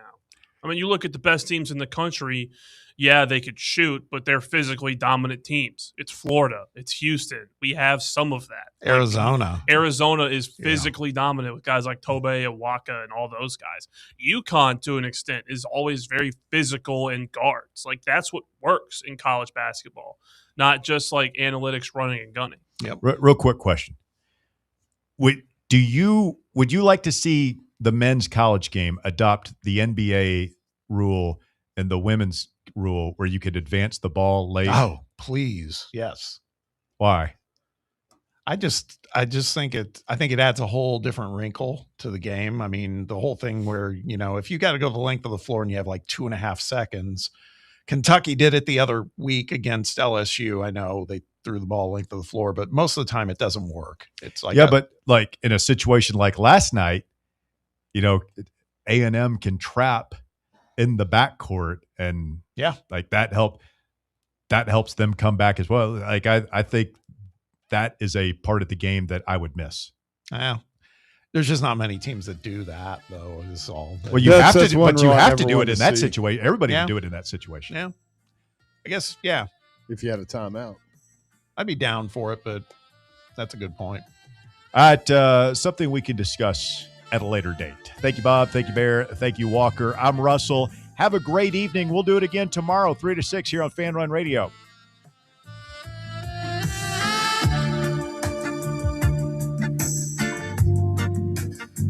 The Drive. Fan Run Radio, where Big Orange Country comes to talk sports. Start your morning off with your daily dose of talk sports with John Reed and Cody McClure from 8 to 11. Then it's Tony Basilio from 11 to 1. The Playbook with William Pattison from 1 to 3. And The Drive from 3 to 6. It's 10 hours of hard-hitting local sports radio every day, right here on the flagship station for Tennessee fans. This is Fan Run Radio, Knoxville. What kind of day is it? It's a White Claw day. Light and refreshing tasting, uniquely cold way filtered. There's an iconic flavor for everyone. Come on, grab a pack. White Claw. Grab life by the claw. Please drink responsibly. Hard seltzer with flavor. White Claw Seltzer Works, Chicago, Illinois. Yeehaw! I've been hooting and hollering ever since I started betting with the VIP Play app. VIP Play has more than 200 leagues. Every bet type you can imagine. Live betting and live hosts, all with 24/7 support from real live people when you need them. Start betting better with the VIP Play app today. Don't be a better, be a better with VIP Play today. Download VIP Play today or head to VIPPlayApp.com. Make sure you use the promo code FANRUN to take advantage of their welcome bonus and so they know that we sent you. Gambling problem? Call 1-800-8899-789. Must be 21 or older and located in Tennessee to bet. Hear that? That's the sound of your life. Perfectly imperfect. Beating in rhythm to the world you've created. But every time you drive after drinking, the music gets drowned out. Your life sounds pretty great. Don't let a buzz ruin it. Buzz driving is drunk driving. Don't drive buzzed. A message from NHTSA and the Ad Council. You're listening to FM 105.7 and AM 1340, WKGN Knoxville, and W289CU Knoxville, Fan Run Radio. Attention service members and veterans. Introducing the Griffin Law Firm, your trusted ally in military legal matters. From court-martials to benefit claims, at Griffin Law, your mission is their mission. Here's VFL Marshall Griffin. As a veteran and retired military attorney, I've successfully defended lifelong benefits and helped preserve professional futures. So I know that when you hire a military justice lawyer, you maximize your chance to get relief. With my unique experience, I can advocate for you because there's no military matter that's too big or too small. Let us make critical decisions that could affect the rest of your life. Remain silent. Request counsel. Call Griffin Law. For a free consultation, call 888-707-4282. That's 888-707-4282. Or just visit griffinlawdefense.com. At Madison Square Garden. Sometimes the lights off. What? It's Stu Gatz and Company live. Listen weekdays at 3 p.m. Eastern, 12 p.m. Pacific. Right here on Fox Sports Radio. FS1. Call your friends and ask how they doing. To find FS1 on your television, go to foxsports.com for details. Boom. Trust your eyes. FS1.